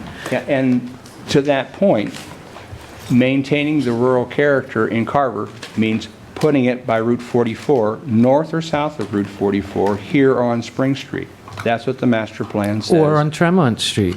What's the matter? Is there a problem with Tremont Street? Is there a problem with Route 58 at any point? I mean, I'm wondering why we're looking to sell out what little commercial base this town has in general for residential that is a tax negative and is going to burden this town tremendously. I mean, I'm not in favor of this to begin with. I'm very surprised that the state can come in and tell the town meeting that they have to vote something in, that they're required to vote something in. And if we need to put it, spread it out, we're required to do 15.2 acres of upland to meet the 15 acres. The lots might have to be bigger. Maybe we go 10, 10, and 10. Nuria could pick up a portion of it, at least that's north of Route 44. Then you get King Richard's Fair, and then you go down to South Carver and pick a spot. You know, like, I don't ever see the concrete plant going anywhere, not in this world. It's not going to go anywhere, trust me. Right, so, Yeah. I'm just saying, we can, West Street and Meadowbrook Village is already state housing, and it's available for it. We can zone it that also. Okay. Right, so, back to the pictures. Wenham Pond area, yes, no? Probably not. I'm more inclined with that than losing commercial area. So you would put 15 dwelling units on top of these people's houses on a country road across from a pond in the middle of wetlands? Oh, I'm not in favor of that at all. Okay, good. But it's better than Well, losing that one's gone. essential services That like one's food, gone. pharmacy, communications, gasoline. Dave's Liquor Store. this neighborhood here, do we want to see it down on Sampson's Pond? I don't think there's No. anywhere it could go. Okay, there's That's two the going. proposed Furnace All right. Historic District. So here we are back in the town center area. Well, there's areas here.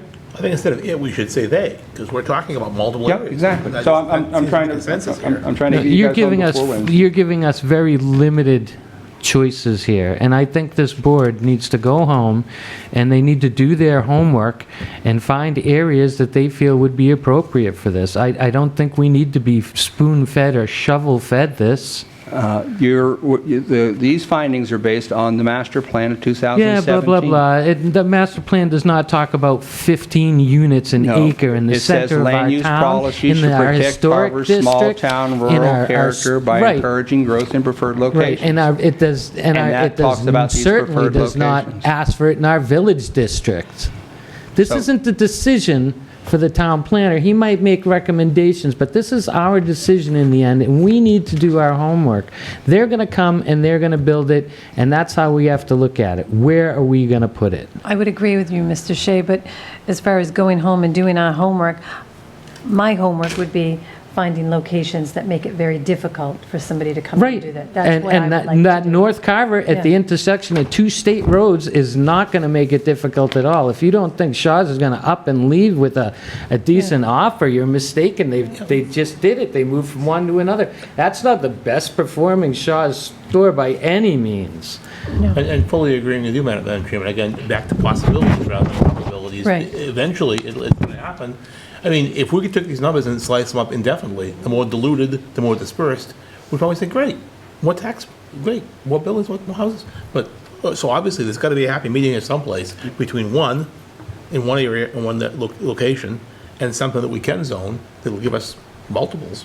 Right. And make it, again, less palatable, but legal. Let's pick multiple areas. So I'm trying to narrow it down for you based on the recommendations of the master plan and the current zoning. Right. So we're here at Town Center Village and general business areas. So this is an area identified in the master plan. Is this one of the areas we want to propose for them to look at the compliance model and say, you might get X number of units out of this? And how much do we want to parse that area down from what we're seeing right now? Madam Chair, can I ask him, does that go up to King Richard's Fair? No. King Richard's Fair is south of here. King Richard's Fair is zoned residential, agricultural. You won't see any parcels on any of these things that are zoned residential, agricultural, because that's not what the master plan said. The master plan said put them in the areas where there's already general development happening. Okay. The master plan does not address the MBTA zoning bylaw. Correct. Sure, Donna. On the Meadowbrook area, could you just tell me how many acres you're talking about at Meadowbrook area? Does anyone know? I don't know. Mr. Shea, do you know? No. I'm not thrilled of it, but I'm I just would put- curious, because the only reason why I'm curious is because those apartments are quite old already, so, and it's state and local housing in there, too. I mean, And do you know how many mostly acres seniors. at Meadowbrook? Hang on a second. All right, then. Let's take a look. There's probably 6 acres, but a portion of that is probably a well.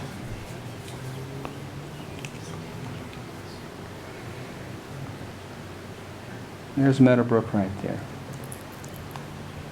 That is 16.3 acres.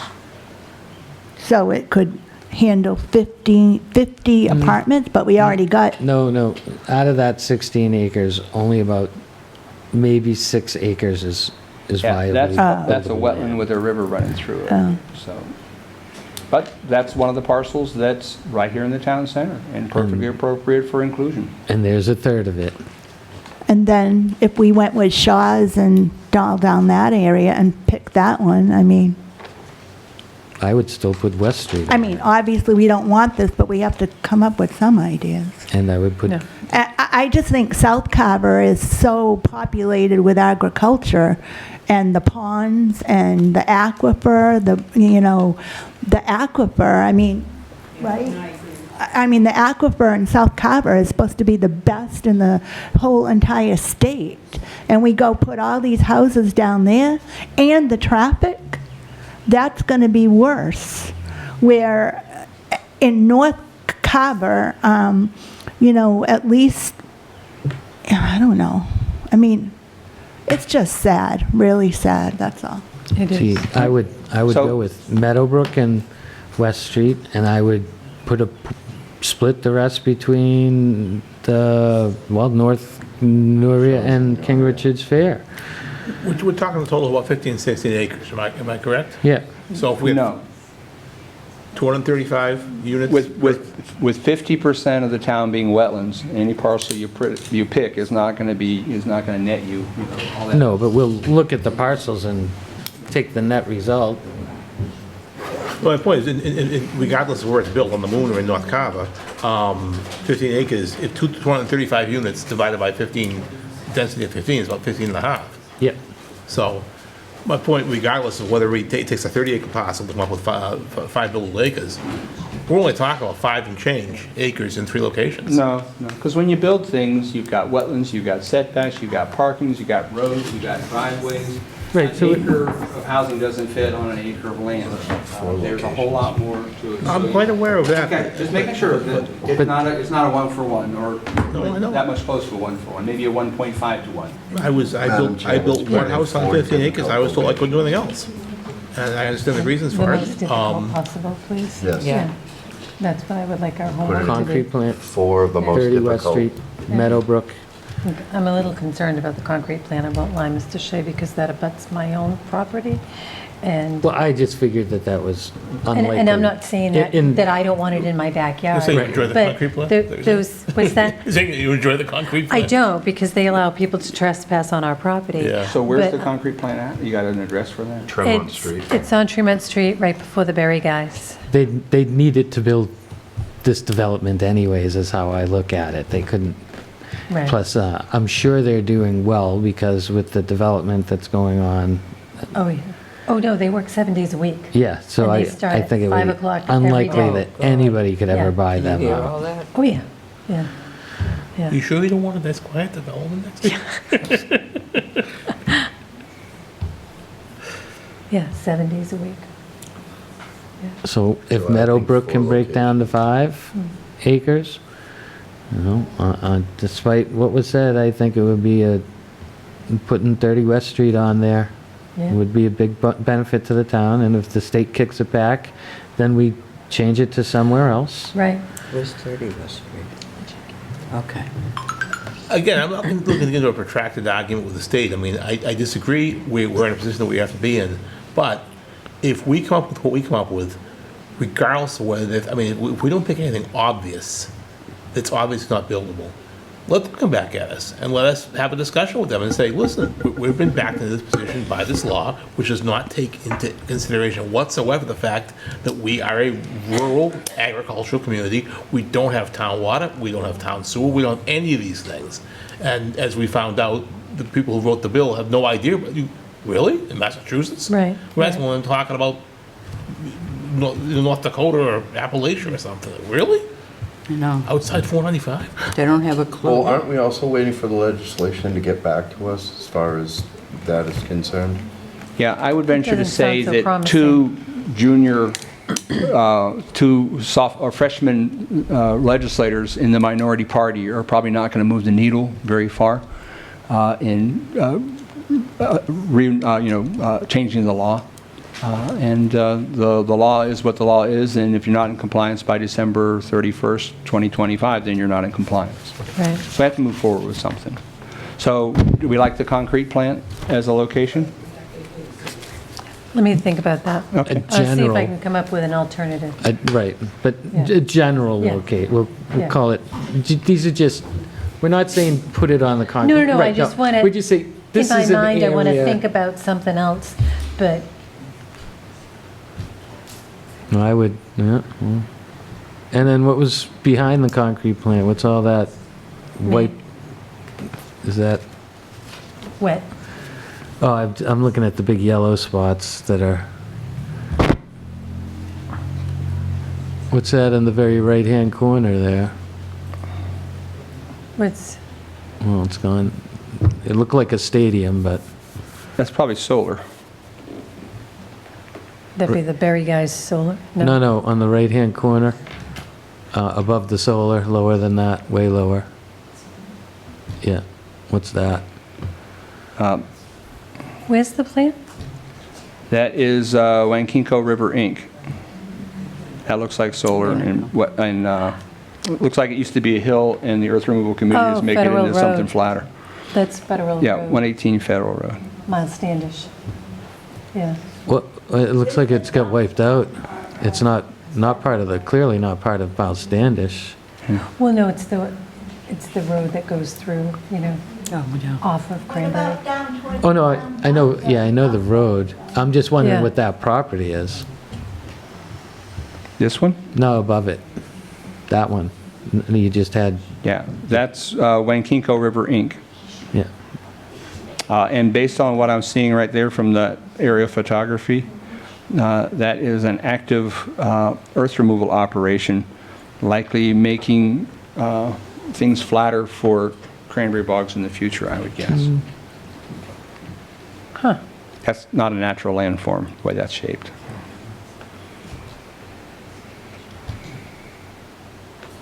It's not a cranberry bog now. No. Interesting. What about the regional dump? Did we have any, We couldn't put it on a dump. any ownership there? That might be an obvious hit for us. Yeah. I was just thinking of the options.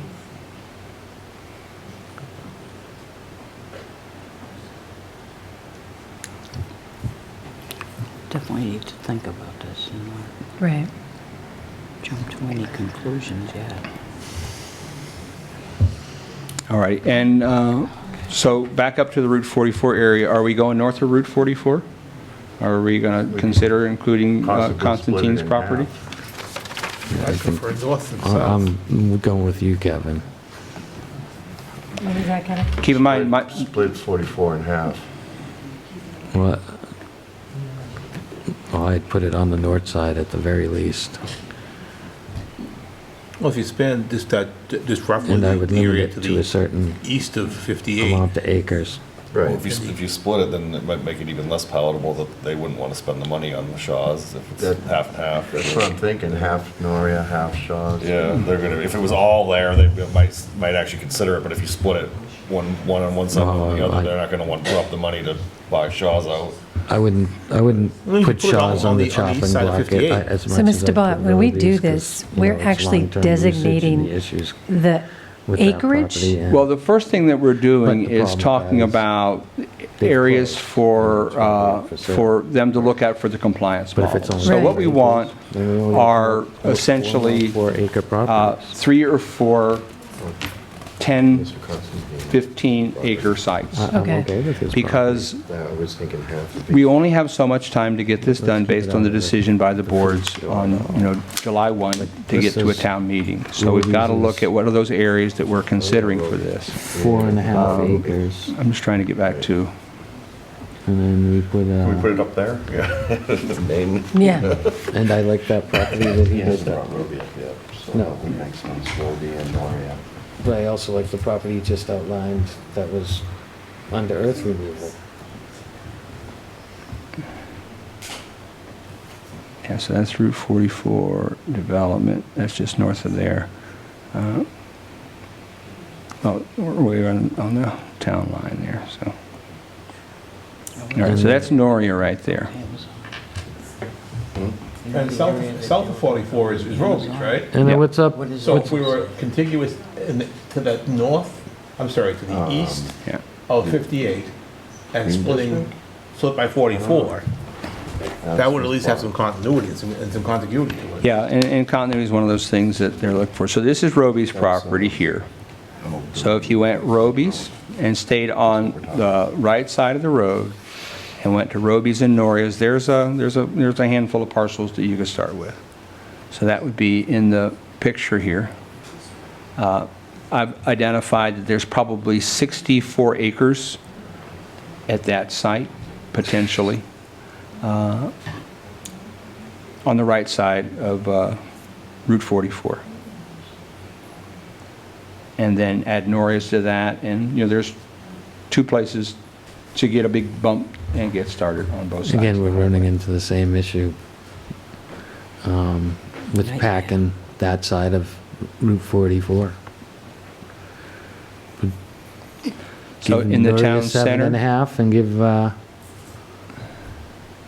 7.5 to South Carver on Tremont Street. Well, we've got a concrete plant, question mark. You got that Wayne Kinko property, question mark? We can plug it in. Meadowbrook, 30 West Street. So anything else here in the town center area, other than Meadowbrook? 30 West Street. 30 West. It's actually 3032. Let's go out and take a look at it on the GIS.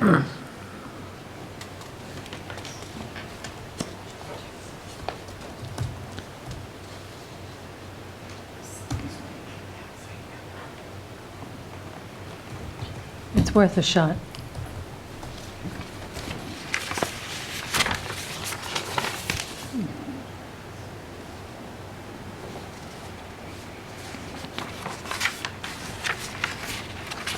That's it, on the left side of the screen. Yep. How about with the school?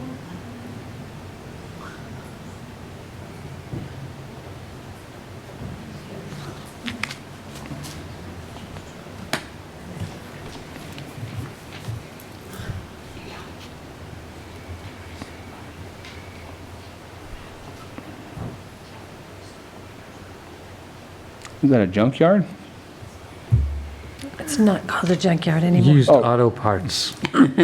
Salvage, yeah. Because there's a lot of, looks like parking for King Richard's Fair, the way they're stacked in there. No offense to our friends at King Richard Fair, by the way. But That looks like It's easy to browse for your parts.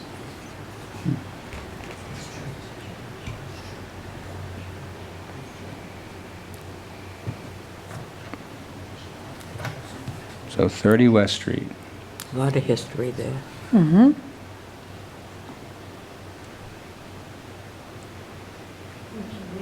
So Meadowbrook, concrete plant, Wankinko River, Roby's, Noria, 30 West Street.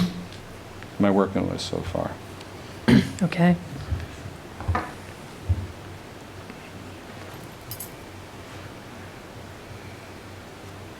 Now, this doesn't have to be a decision we make tonight. We're putting these things together. We're going to talk Okay. about our meeting schedule Okay. going forward as well. Sounds All good. right.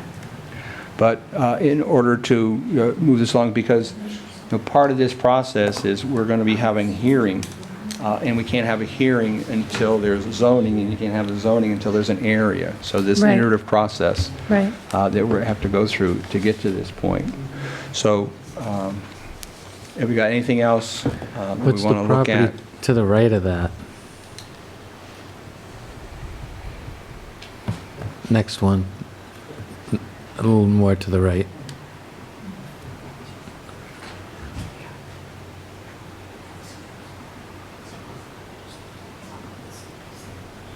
Ah. Cranberries. Yeah. Oh, Mr. Wolf. That's Mr. Ward's property. Well, you couldn't tell what it was from the other map, so.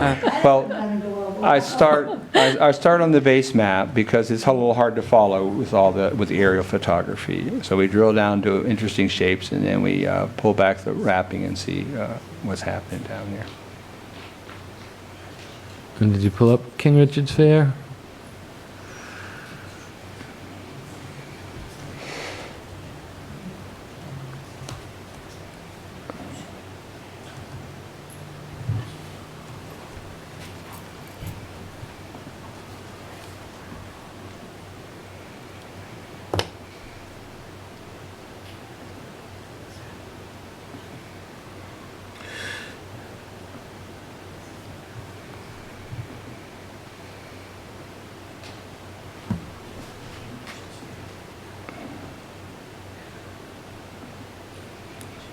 What were they planning on doing that, with that area, where King Richard's Fair is? I don't know if he's decided yet. That's what I'm looking for, the topo map. Yes, Mr. D'Amico and I, we haven't chatted in a couple weeks, but previously we talked quite a bit. He's offered to build 1,500 units there. He says, well, I did it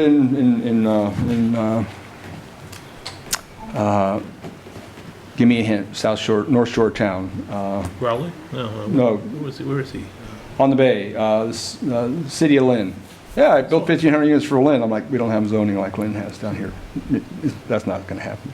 So here's King Richard's Fair. Once again, it's residentially zoned. So I get back to my methodology. The areas identified in the master plan, previously disturbed. Let's not be digging up trees. Let's not be mining sand. Let's look at areas that are more problematic for buyers to develop because it adds to their pro forma when they figure out how do I buy that land and develop it. I don't think Mr. D'Amico's having a fire sale anytime soon, but he's 96. Right. Last time I talked to him, he put the guy on he was out talking about a real estate deal with, and the guy goes, I didn't think I'd be talking to somebody from the town right away. I'm like, the guy's 96. He doesn't know if he's waking up tomorrow. So if he's got a deal, he wants to talk to somebody, put me right on the phone. So once again, the methodology that I've employed is already disturbed, hard to redevelop in areas identified in the master plan. So Well, I appreciate that. if you want to plug them in, we'll plug them in. Can we see Tremont Street again? Because residential should be residential. All right, what's south of Tremont Street? What's down Wareham Street? That would be Slocum Gibbs, right? Yeah. Not the one that was just acquired by the town. Yeah. I was looking at the Yeah, you Wareham line. get south of Main Street in Tremont, and it's just soggy. It's wet. Wetlands.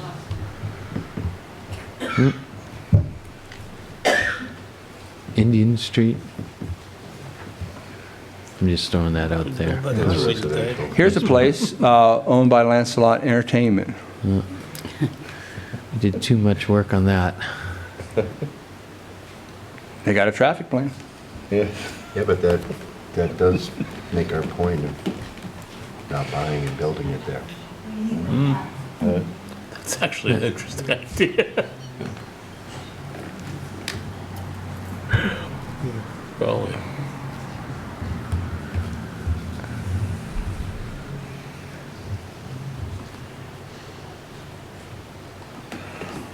So what can we do to split this up? Not make them all too large, we'll look at it. Well, like I said, the first bit is these things work off of, the compliance model works off of GIS parcels. So we're going to identify a number of parcels, and they're going to put them into the compliance model and go, lot 6 is 18 acres, it's 17 acres wetland, probably not. So you can't quite ferret it into smaller chunks. And that's like, this is the first step of that. Not to say that the boundary of your district has to be synchronous with boundary lines. It's handy that way, but people do A&R plans, people do subdivision plans, and those change all the time. So for the initial development, the initial compliance model, it's going to be parcels. So let's say that we've identified 10 parcels, and under those 10 parcels, they say, yeah, in those 10 parcels, you could develop 348 units of housing. Well, we only need 234. So let's start parsing down those parcels and bring that zoning line in a tighter formation. Right. But for that initial view, it's where are they, and are they buildable at the level that you need to comply with the law? Well, we don't have to include the entire parcel. I just said, for the compliance model, that's what they model on. If in the compliance model, and you identify 10 parcels, and those 10 parcels will support 350 units. I heard you the first time, Okay, but since then- when then does I'll an say it- overlay Then I'll say it district? again, then at that point, There's you no can start to requirement. pull the boundary lines of the overlay district back. Yes. So they aren't synchronous with a parcel line. So first step, what's buildable. Second step, where do we define the outlines of the boundary in order to make sure that there's 235 developable units within that boundary line. It's a multi-step process. Right. Designed that way. All right. Yes. Can I ask a stupid question? Tell us who you are, Paul. I'm sorry? Come and tell us who you are. Oh, well, okay. My name's Paul Owen, 151 Main Street. For a minute. So, people are trying to figure out how to cut this off before it happens, right? No, no. And I protect, wanna and kind of comply. protect the to protect the town. I correct? do want to protect the town, but So my wherever you question- put it, it's coming. I know. However, if you put reasonable hurdles that they have to overcome, then let the developers figure a way through it. How many acres did you say we have for Meadowbrook? I think it was 16.1, something like that. But Okay, but and how, only about 6 acres of that is viable. understand, I'm gonna say something kind of crazy here in a second. And how many acres do we have between town hall property, the ambulance building, the old fire station, and the other property where the field is? Certain institutions are ineligible, like churches. No, they're not. Well, Zoning churches on are. Property. So the EMT school up the street, 5.69 acres. I'm talking next door. on. Carver Square, 3.47 acres. Catholic Church property, 5.0. Old Carver Police Station, Fire Station, Town Hall, 1.87 acres. So the property next door, which is included in this property, is 1.87 acres, with a potential for 8 units that you could put on. So on the Meadowbrook property, I was thinking the whole thing over there, not what's left to be. I mean, those homes are like Yeah, so that's 16, 40 years old. yeah, that's 16.32 acres, and as Connie's pointed out a couple of times, it's not all upland. So I didn't model that, but you know, it's a perfectly reasonable place to add if you want to put the town hall and the fire station in with it as well.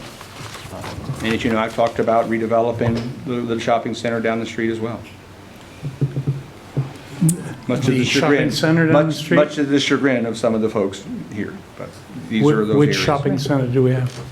The one that's now a Carver Catholic Square. church that used to be a Oh, Shaw's. so it's the And Catholic church. And Carver Square, Okay. where the post office is at. and All right, those. so it's a church, not a shopping center. Correct. Okay, thank you. All right, well, you've answered my So question. thank you for your time tonight, and please, don't feel that any question's stupid, because we want to hear the questions. Well, I was just thinking, if you put all these properties that the town owns into that zone, if someone was going to come and make an offer to the town, the offer to the town could put a stipulation in there that we have a town hall in the complex. So, just something to think about. Thank you. No, thank you. So Carver Square is 3.47 acres. I estimated it to be maybe 52 units of housing. As opposed to what it brings in commercial tax. Well, and when you look at, and Carver Square is actually a pretty good example of a shopping center that's, it's quaint, but if someone was to redevelop that as a mixed-use development for housing and commercial, to someone else's point earlier, there's nothing that says that commercial component wouldn't come back. And once again, as we talked about before, the mechanics of that, the money part of that, project penciling out, is someone would have to buy them from people and then redevelop them. Right. So Carver Square is 3.47 acres, mostly disturbed already, so likely 52 units of potential housing there. The police station next door, about 8 acres. So if we wanted to add that in addition to Meadowbrook.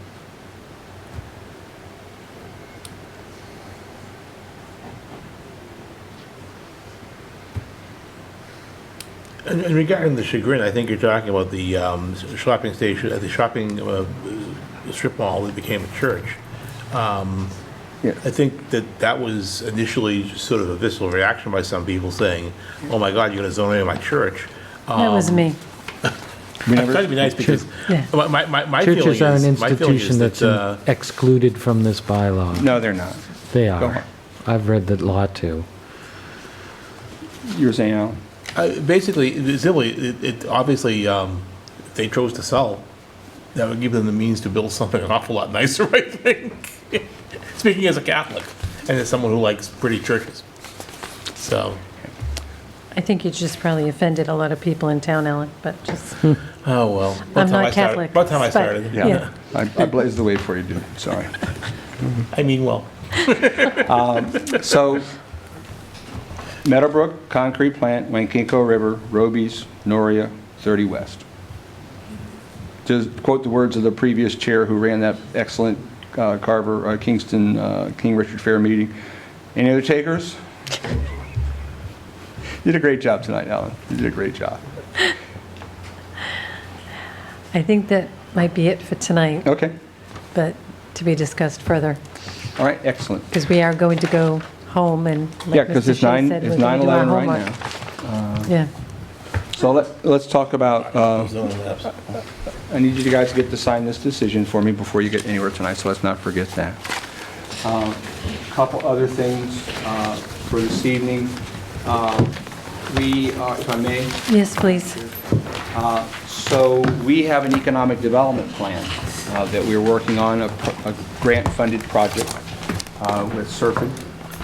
And part of that economic development plan would consist of a working group or a committee. And so in my discussions with the town administrator about the composition of that committee, we were looking for someone from the planning board, someone from the select board, someone from the RDA, business folks, some Cranberry folks, and things like that.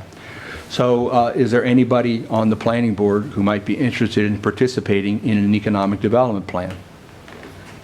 It's not like you're building a building or you're cranking numbers. It's looking at data, looking at possibilities, talking about strategies and things like that over the course of, well, the contract is through June 2025.